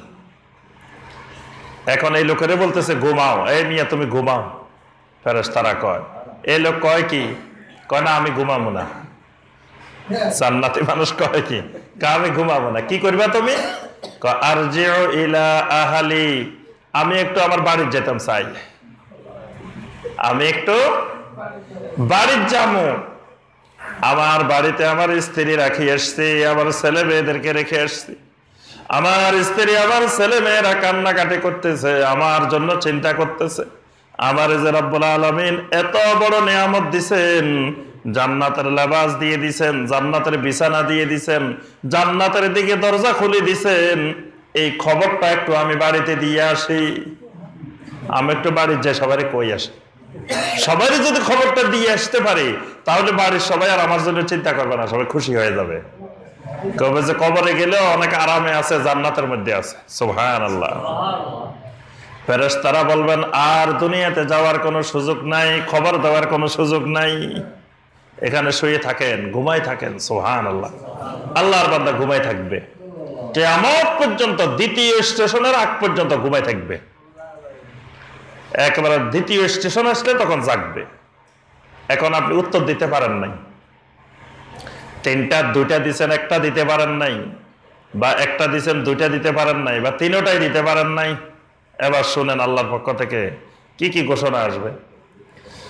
প্রথম ঘোষণা আসবে, আল্লাহ রাব্বুল আলামিন বলবেন, জমিনের মধ্যে যেই জায়গাটা তাকে দেওয়া হয়েছে, এই লোকটা এই জায়গার উপযুক্ত না। এই লোকটারে এমন ভাবে জমিন চেপে ধরো, এমন ভাবে চাপ দাও, যেন যেন তার পাজরের এক পাশ আর এক পাশের মধ্যে ঢুকে যায়। তখন জমিন শক্তভাবে এই লোকের উপরে চেপে ধরবে। উত্তর দেওয়ার কারণে আপনার এক চোখে যতদূর দেখা যায় এত বিরাট হয়ে গেছে, আর উত্তর দিতে পারেন নাই। একেবারে জমিন চেপে ধরছে শক্ত করে, এক পাজর আরেক পাজরের ভিতরে ঢুকে গেছে। জমিন জায়গা দিবে না, জমিন বলবে এখানে মুত্তাকিনদের জায়গা, আল্লাহর বান্দাদের জায়গা, জান্নাতীদের জায়গা, তোর জন্য আমার পেটে কোনো জায়গা নেই, তো এখানে আসছ কেন? এজন্য জমিন চেপে ধরবে থাকে কবরের মধ্যে। তারপরে আল্লাহ রাব্বুল আলামিন ঘোষণা দিবেন, এই বদমাশ যেই কাপড় চোপড় দিয়ে দুনিয়ার মানুষ তাকে দাফন করেছে, এই কাপড়টারও সেই উপযুক্ত না, এই কাপড়টা খুলে ফেলো। আলবিসুহু মিনান নার, তাকে জাহান্নামের পোশাক পরায়ে দাও। ওয়া আফরিশুহু মিনান নার, জাহান্নামের বিছানা এনে তার কবরে বিছায়ে দাও। ওয়াফতাহু লাহু বাবান ইলান নার, জাহান্নামের দিকে তার জন্য একটা দরজা খুলে দাও। জাহান্নামের ইয়াজিদু মিন হাররিহা ওয়া সামুমিহা, জাহান্নামের উষ্ণতা, জাহান্নামের বিষাক্ততা তার কবরে আসতে থাকবে। কবরটাই জাহান্নাম হয়ে যাবে। তাহলে আমার ভাইয়েরা এবং বোনেরা, খালি জাহান্নাম না, এবার শুনেন, এই তো সব জাহান্নামের ব্যবস্থা করা হয়েছে। করার পরে ওই ফেরেশতারা হাতের মধ্যে বিশাল এক বিমাতারিকিন মিন হাদিদ, এক লোহার বিশাল হাতুড়ি নিয়ে আসবে কবরের মধ্যে। মুনকার নাকির আসার সময় বিশাল এক হাতুড়ি নিয়ে আসবে। হাতুড়িটা কিরকম? আল্লাহ রাসূল সাল্লাল্লাহু আলাইহি ওয়াসাল্লাম হাতুড়িটার বর্ণনা দিচ্ছেন, লাউ দুরিবা বিহা আলা জাবালিন লাসারা তুরাবা, এই হাতুড়ি দিয়ে যদি একটা বিশাল পাথরের পাহাড়ের উপরে আঘাত করা হয়, ওই বিশাল পাথরের পাহাড়টা ভেঙে চুরমার হয়ে বালুতে রূপান্তর হয়ে যাবে। এরকম কঠিন এক হাতুড়ি ওই ফেরেশতাদের হাতে থাকবে। ওই হাতুড়ি দিয়ে একজনে আঘাত করবে, ছিন্ন ভিন্ন হয়ে চারিদিকে ছড়িয়ে যাবে। আরেকজন এগুলোকে নিয়ে একত্রিত করবে, আবার আগের মতো হয়ে যাবে, আবার আঘাত করবে। আল্লাহ রাসূল সাল্লাল্লাহু আলাইহি ওয়াসাল্লাম বলেন, ইয়াসমাউ সাইহাতাহু মান ইয়ালিহা গায়রা সাকালাইন। কবরের এই আযাব মানুষ আর জিন ছাড়া চতুর্দিকে যত মাখলুকাত থাকে সকল মাখলুকাত শুনতে পায়। মানুষ আর জিন শুধু কবরের আযাবটা শুনতে পায় না, আর সমস্ত মাখলুকাত কবরের আযাব দেখে শুনে। আল্লাহ রাসূল সাল্লাল্লাহু আলাইহি ওয়াসাল্লাম বলেন, লাউলা আন তাদাফানু, আমার উম্মতেরা যদি তোমরা কবর দেওয়া দাফন করা বন্ধ করে না দিতা, লাদাউতুল্লাহ, আমি আমার আল্লাহর কাছে দোয়া করতাম আল্লাহ রাব্বুল আলামিন যেন তোমাদেরকে কবরের আযাবটা দেখাই দিত। আমি আল্লাহর কাছে দোয়া করতাম, আল্লাহ আমার উম্মতের তুমি কবরের আযাবটা একটু দেখাই দাও। কিন্তু আমি দোয়া করি না এই জন্য যে একবার তোমাদেরকে যদি কবরের আযাব দেখাই দিই, কিয়ামত পর্যন্ত আর মানুষের কবরে দিবা না, তোমরা দাফনে করবা না, দাফন করে ছেড়ে দিবা তোমরা ভয়ে। কবরের আযাবটা এত কঠিন। তাহলে আমার ভাইয়েরা এবং বোনেরা, প্রথম স্টেশনটা দেখেন আখিরাতের কত ভয়ঙ্কর।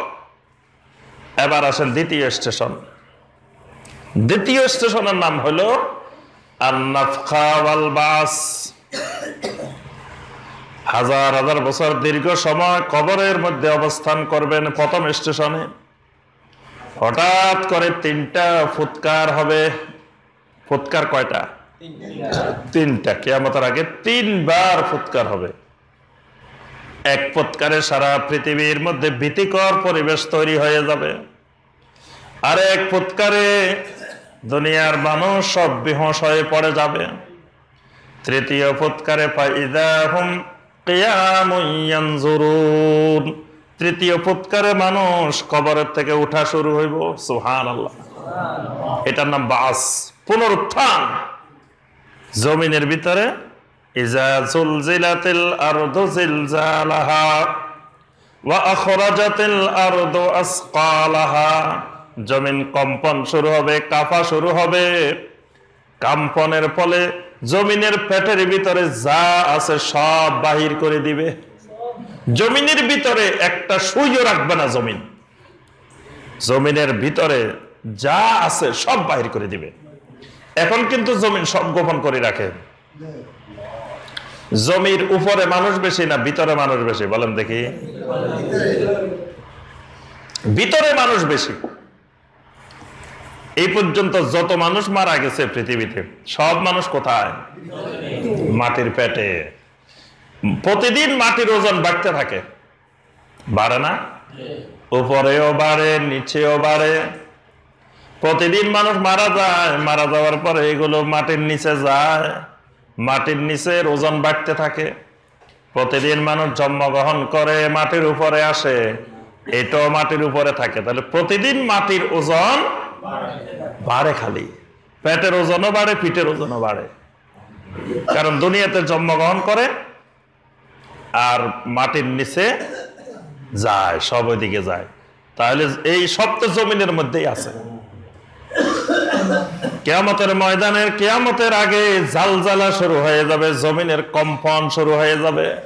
কম্পনের ফলে জমিনের পেটের ভিতরে যা কিছু আছে সব বের করে দিবে। ওয়াকালাল ইনসানু মা লাহা, মানুষেরা বলতে থাকবে কি হলো, কেন এইরকম কম্পন শুরু হলো জমিনের মধ্যে। ইয়াউমাইদিন তুহাদ্দিসু আখবারাহা, তখন জমিন সব খবর, সব বর্ণনা, সব সংবাদ বলে দিবে। জমিন বলবে আমার রাব্বুল আলামিন নির্দেশ দিয়েছেন, আমার রবের নির্দেশে আমি আজকে জমিনের ভিতর থেকে সব বের করে দিয়েছি। সব বাহির করে দেওয়া হবে জমিনের ভিতর থেকে। এটা হলো দ্বিতীয় স্টেশন, জমিন থেকে বের হওয়া। বের হয়ে কি আরামে বসে থাকবো? আল্লাহু আকবার। বের হওয়ার পরে হাসরের ময়দান, ৩ নম্বর স্টেশন। বের হওয়ার পরে হাসরের ময়দান, ৩ নম্বর স্টেশনে যাব। কেমনে যাব? ইয়াহশুরুন নাসু ইয়াউমাল কিয়ামাতি হুফাতান উরাতান গুরলাহ, পায়ের মধ্যে কোনো জুতা নাই, শরীরে কোনো জামা কাপড় নাই, মাথার মধ্যে কোনো হোশ নাই। আল্লাহ রাসূল সাল্লাল্লাহু আলাইহি ওয়াসাল্লাম তিনটা অবস্থা বর্ণনা করছেন। পায়ের মধ্যে জুতা নাই, শরীরের মধ্যে কাপড় নাই, মাথার মধ্যে হোশ নাই। এই অবস্থায় মানুষ দলে দলে হাসরের ময়দানে সমবেত হবে। হাসরের ময়দানটা এমন হবে, চতুর্দিকে জাহান্নাম, মাঝখানে হাসরের ময়দান। আপনি যদি কোন একদিকে পলাই যাই, আজকে চলো ভাই আমরা সবাই একদিকে পলাই যাই, পলাইতে পারবেন? কোথায় যেতে হইব? পলাইতে যেতে যেদিকে যাবেন ওইদিকে জাহান্নাম। মানে কিয়ামতের ময়দান থেকে, হাসরের ময়দান থেকে কোনো দিকে বের হওয়ার কোনো উপায় নাই। আয়েশা রাদিয়াল্লাহু তাআলা আনহা জিজ্ঞাসা করলেন, ইয়া রাসূলুল্লাহ সাল্লাল্লাহু আলাইহি ওয়াসাল্লাম, নারী পুরুষ সবাই কি এই অবস্থায় দাঁড়াবে কিনা? নারীরাও কি এমনি দাঁড়াইব? পায়ে জুতা নাই, শরীরে কাপড় নাই, এরকম অবস্থায়? আল্লাহ রাসূল সাল্লাল্লাহু আলাইহি ওয়াসাল্লাম বললেন, ইন্না আহওয়ালা ইয়াউমিল কিয়ামা আশাদ্দুম মিন আন ইয়ানজুরা বা'দাহুম ইলা বা'দ। কিয়ামতের ময়দানের ভয়াবহতা এত বিপজ্জনক, একজনের দিকে আরেকজন তাকাবে এই হুঁশ কিয়ামতের ময়দানে নাই।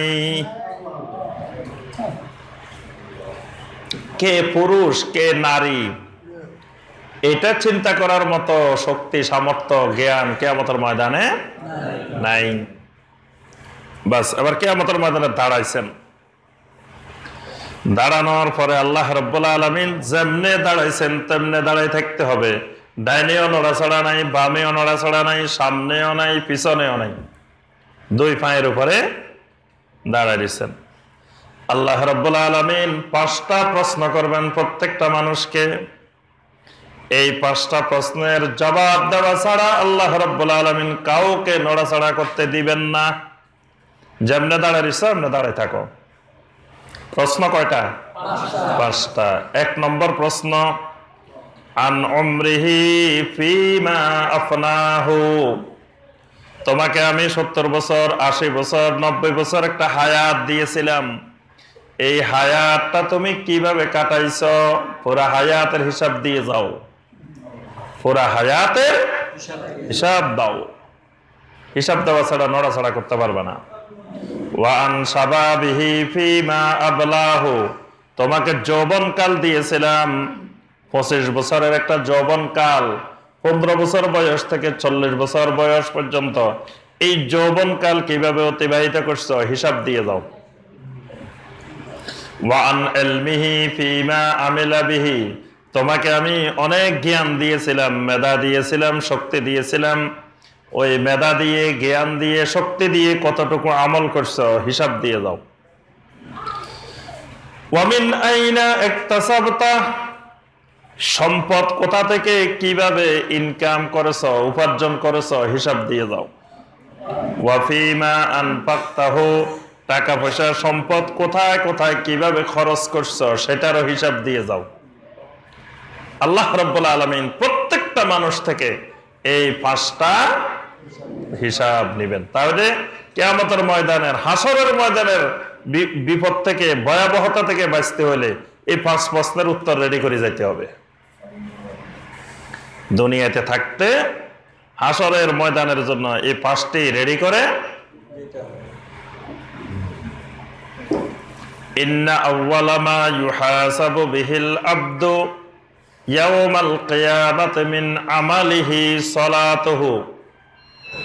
কিয়ামতের ময়দানের সর্বপ্রথম যে আমলটির হিসাব শুরু হবে সেটা হলো কি?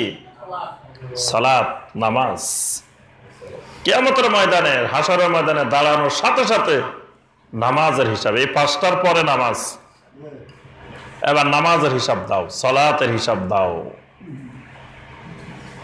সালাতের হিসাব দিতে গিয়ে ফাইন সালুহা, আল্লাহ রাসূল সাল্লাল্লাহু আলাইহি ওয়াসাল্লাম বলেন, যদি তোমার নামাজের হিসাব ঠিক হয়ে যায়, ফাকাদ আফলাহা ওয়া আনজাহা, তাহলে তুমি সফল। সুবহানাল্লাহ। আর যদি নামাজের হিসাবে গন্ডগোল, ফাকাদ খাবা ওয়া খাসিরা, তাহলে তোমার সব বরবাদ, সব কিয়ামতের ময়দানে বরবাদ, আর কোনো হিসাব নাই। নামাজে ফেল, সবগুলাতে ফেল। তাহলে নামাজ কোন অবস্থায় মৃত্যু পর্যন্ত বাদ দেওয়ার যাবে না। শুধু নিজে না, নিজের আহাল পরিবার পরিজন কেউ যেন নামাজ বাদ দিতে না পারে। কারণ আপনার ভিতরে ঈমান আছে কি নাই এটা প্রকাশ করবে কিসে? নামাজ। সালাতের মাধ্যমে আপনার ভিতরে ঈমান আছে এটা বোঝা যাবে নামাজের মাধ্যমে। তাহলে হাসরের ময়দানের এই ভয়াবহতা থেকে রক্ষা পেতে হইলে নামাজ ঠিক মতো কায়েম করতে হবে, আর ওই 5টা প্রশ্ন রেডি করতে হবে। আচ্ছা, কত স্টেশন গেছে? 3 নম্বর। 4 নম্বর স্টেশনের নাম হলো হাউস। হাউস মানে হাউজে কাউসার, আমরা যেটারে কাউসার বলি, এটা হলো 4 নম্বর স্টেশন। কিয়ামতের ময়দানে, হাসরের ময়দানে এরকম ভয়াবহতা চলতেছে। হাসরের ময়দানের এক পাশে বিশাল একটা হাউজ আছে। আল্লাহ রাসূল সাল্লাল্লাহু আলাইহি ওয়াসাল্লাম বলেন, ইন্না কাদরা হাউজি মা বাইনা সানআ ওয়া আইলা। দুটা জায়গার নাম, একটা হলো সানআ আর একটা হলো আইলা।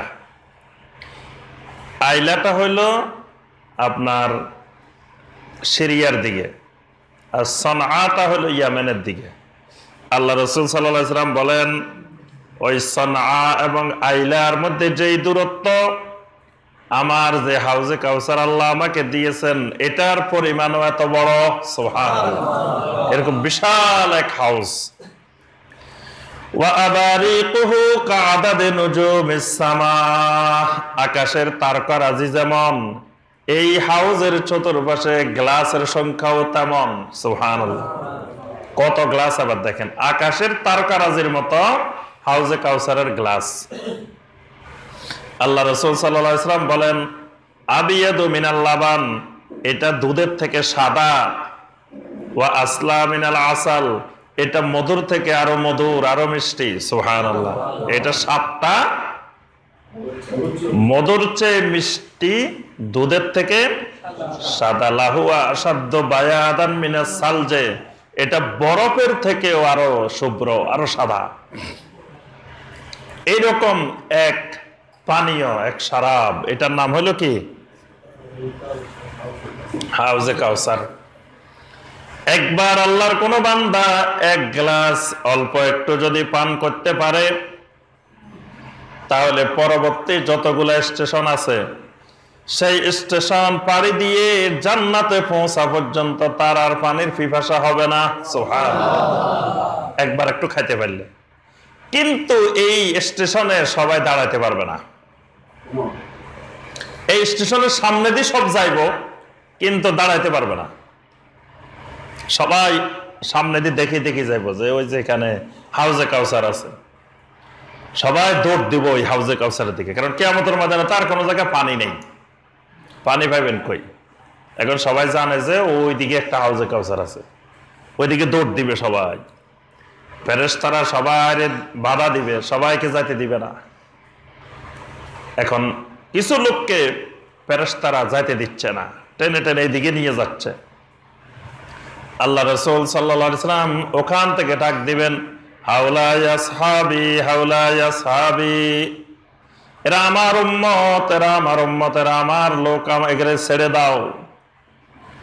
ফেরেশতারা জবাব দিবেন, ইন্নাকা লা তাদরি মা আহদাসু বাদাক, আপনি জানেন না এই মানুষগুলো আপনি দুনিয়া থেকে আসার পরে এরা আপনার রেখে যাওয়া দ্বীনের মধ্যে নতুন নতুন শরীয়ত বানাইছে, নতুন নতুন দ্বীন বানাইছে। এরা বেদাত তৈরি করছে, নিজে নিজে ইবাদত বানাইছে। সুতরাং এদেরকে আপনার হাউজে কাউসারের পানি পান করানো যাবে না। এরা হাউজে কাউসারের পানি পাবে না। অথচ নামাজি, এরা নামাজি না হইলে এদেরকে নবী সাল্লাল্লাহু আলাইহি ওয়াসাল্লাম চিনছেন কিভাবে? নবী সাল্লাল্লাহু আলাইহি ওয়াসাল্লামের উম্মত চিনা যাবে কিন্তু ওযুর অঙ্গগুলো গুররাম মুহাজ্জালিন। একদিন নবী সাল্লাল্লাহু আলাইহি ওয়াসাল্লাম কবর জিয়ারত করতে গেলেন। কবর জিয়ারত করতে গিয়ে নবী সাল্লাল্লাহু আলাইহি ওয়াসাল্লাম দোয়া পড়তেছেন, আসসালামু আলাইকুম দারা কওমিন মুমিনিন ওয়া ইন্না ইনশাআল্লাহু বিকুম লাহিকুন, দোয়া পড়তেছেন।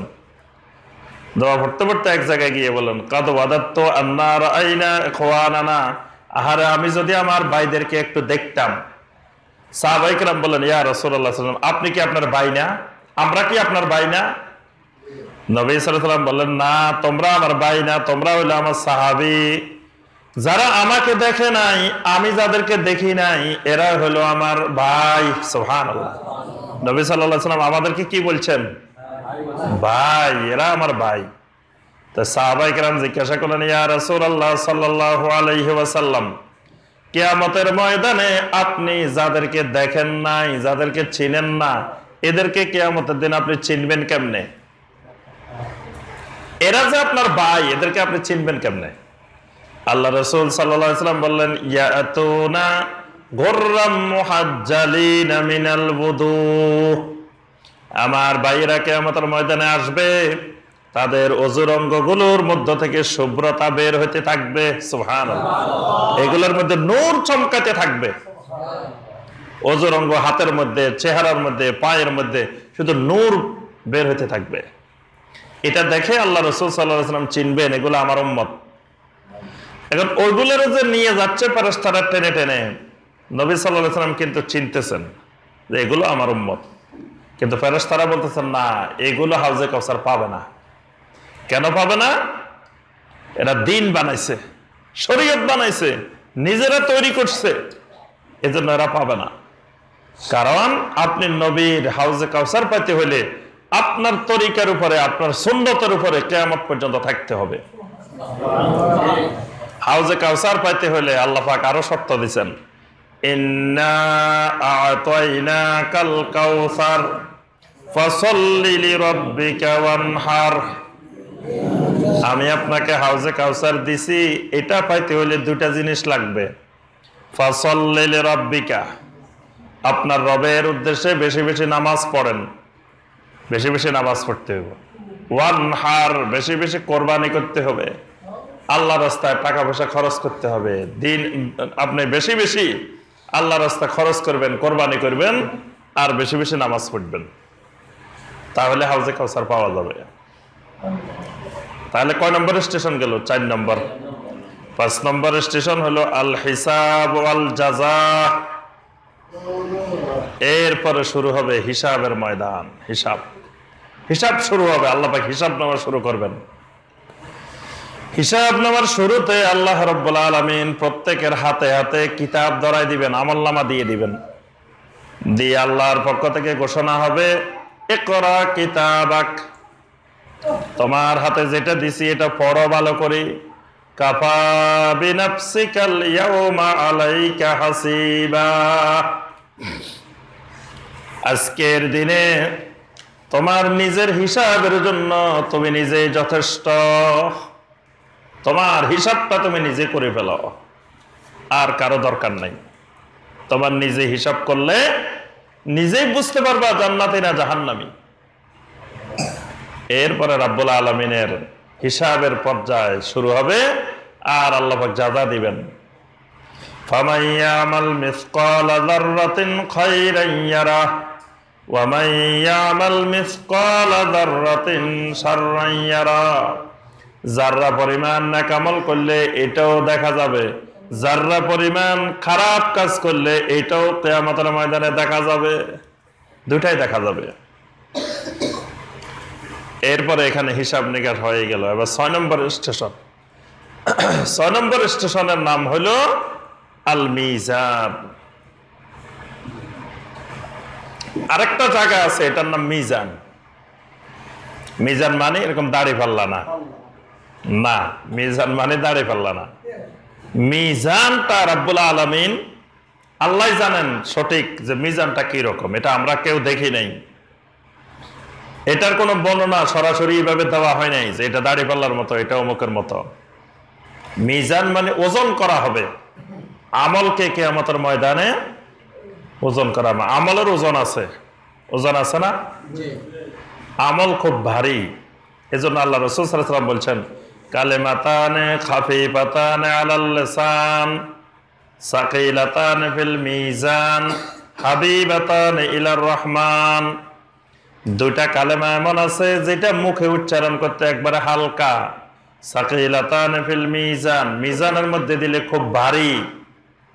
হাবিবাতান ইলা রহমান, রহমানের কাছে অত্যন্ত প্রিয়। কোন বাক্যটা? সুবহানাল্লাহি ওয়া বিহামদিহি সুবহানাল্লাহিল আযীম। তাহলে বোঝা যায় সাকিলাতান ফিল মিজান, আমলগুলা খুব ভারী থাকে। আল্লাহ পাক এগুলাকে ওজন করার জন্য একটা মিজান রাখছেন কিয়ামতের ময়দানে। এই মিজানটা কি রকম আল্লাহ পাক ভালো জানেন। সেখানে দ্রুত গতিতে সব হিসাব নিকাশ কমপ্লিট। ইন্নাল্লাহা সারিউল হিসাব, আল্লাহ হলেন অত্যন্ত দ্রুত হিসাব গ্রহণকারী। কেউ কেউ মনে করতে পারে যে আল্লাহ কিয়ামতের ময়দানে কোটি কোটি মানুষের হিসাব নেবেন, তো প্রথম দিকে নিতে নিতে আল্লাহর শেষে ক্লান্তি চলে আসবে, তখন ছাড়ি দিব, কবে যা আর দেখবো না। এরকম ছেড়ে দেওয়ার সুযোগ নাই। এই জন্য আল্লাহ পাক বলছে ইন্নাল্লাহা সারিউল হিসাব, আল্লাহ পাক অত্যন্ত দ্রুত হিসাব সেরে ফেলবেন। এবং মিজানটা এমন এক যন্ত্র, এমন এক জিনিস যেখানে দ্রুত হিসাব হয়ে যায়। এই 6 নম্বর স্টেশন পাড়ি দিলে 7 নম্বরটা সবচেয়ে ভয়ঙ্কর। 7 নম্বরটা কি? ফুলসারাত, সারাত। এটা জাহান্নামের উপর দিয়ে, নিচে জাহান্নাম, উপরে ব্রিজ। এইটা পার না হলে জান্নাতে যাওয়া যায় না। জান্নাতে যাওয়ার আর কোনো রাস্তা নাই, রাস্তা একটাই।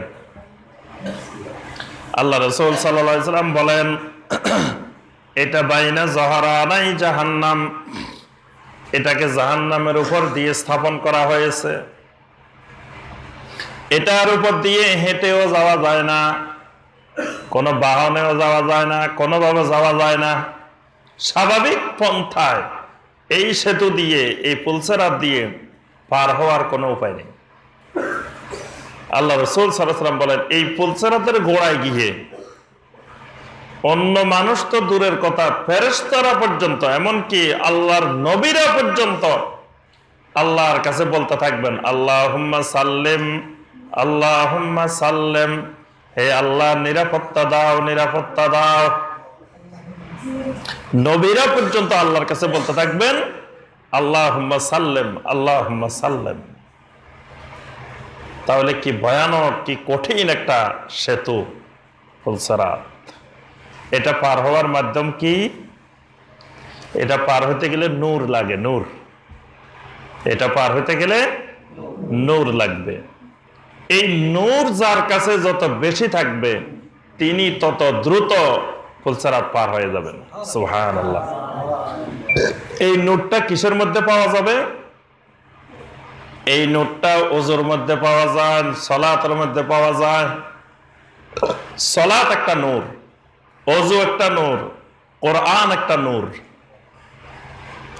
যে ব্যক্তি কোরআনে কারীমের সাথে বেশি সম্পর্ক রাখবে, কোরআনে কারীম তেলাওয়াত করবে বেশি বেশি, কোরআন জানবে, কোরআন বুঝবে, কোরআন আমল করবে, কোরআনের সাথে মহব্বত রাখবে, তারপরে আপনার ওযু বেশি বেশি করবে, সালাত আদায় করবে, ফরজ সালাতের বাহিরেও আরো নফল সালাত আদায় করবে, তার মধ্যে নূর বেশি বেশি সংগ্রহ হবে। আর নূর যার কাছে বেশি থাকবে সে তত তাড়াতাড়ি ফুলসারাত পার হয়ে যাবে। সুবহানাল্লাহ। তাহলে এই ফুলসারাত পার হইলে তারপরে কি আসবে? জান্নাত। সুবহানাল্লাহ, সুবহানাল্লাহ। আল্লাহ পাক আমাদের সবাইকে জান্নাতবাসী হওয়ার তৌফিক দান করুন। আল্লাহ পাক এই ঘাটিগুলো নিরাপদে পাড়ি দিয়ে সকল বিপদ আপদ মুসিবত অতিক্রম করে আল্লাহ রাব্বুল আলামিন আমাদের সবাইকে জান্নাতুল ফেরদাউস পর্যন্ত পৌঁছার তৌফিক দান করুন। আল্লাহ পাক আমাদের সবাইকে নিজেদের আহাল সহ, পরিবার পরিজন সহ জাহান্নামের আগুন থেকে বাঁচার তৌফিক দিন। আল্লাহ পাক যেন কিয়ামতের ময়দানে আমাদেরকে আহালের জন্য যেন জাহান্নামে যেতে না হয়, আল্লাহ পাক আমাদের সবাইকে সে তৌফিক দান করুন। আমাদের পরিবার পরিজনকে আল্লাহ পাক নামাজি, দিনদার, সালেহীন, পর্দাশীল, মুত্তাকিন বানিয়ে দিন। আজকের এই মাহফিল, যেই তাফসীরুল কোরআন মাহফিল, 10ম তাফসীরুল কোরআন মাহফিল যে ভাইয়েরা আয়োজন করেছেন, আল্লাহ রাব্বুল আলামিন তাদের খেদমতকে, তাদের প্রচেষ্টাকে আল্লাহ পাক কবুল ও মঞ্জুর করে নিন। যত প্রকার আর্থিকভাবে, শারীরিকভাবে, মানসিকভাবে এই মাহফিলের জন্য সহযোগিতা করেছেন, সকল খেদমতকে, সকল সহযোগিতাকে আল্লাহ পাক কবুল ও মঞ্জুর করে নিন। এই মাহফিলকে আল্লাহ পাক কিয়ামত পর্যন্ত দায়েম ও কায়েম রাখেন। এই মাহফিলকে এই এলাকার বাইরে বন্ধের জন্য তাওহীদ সুন্নাত পাওয়ার মাধ্যম হিসাবে, শিরক থেকে মুক্ত হওয়ার, বেদাত থেকে মুক্ত হওয়ার মাধ্যম হিসাবে আল্লাহ পাক কবুল ও মঞ্জুর করে নিন। আল্লাহ রাব্বুল আলামিন এই গ্রামের সকল ভাই বোনদের উপরে রহমত নাজিল করুন। সবাইকে আল্লাহ পাক সিরাত মুস্তাকিমের হেদায়েত দান করুন। সবাইকে আল্লাহ পাক হায়াত তাইয়্যিবা দান করুন। আমিন ইয়া রাব্বাল আলামিন। সুবহানাকাল্লাহুম্মা বিহামদিকা আশহাদু আল্লা ইলাহা ইল্লা আনতা আস্তাগফিরুকা ওয়া আতুবু ইলাইক।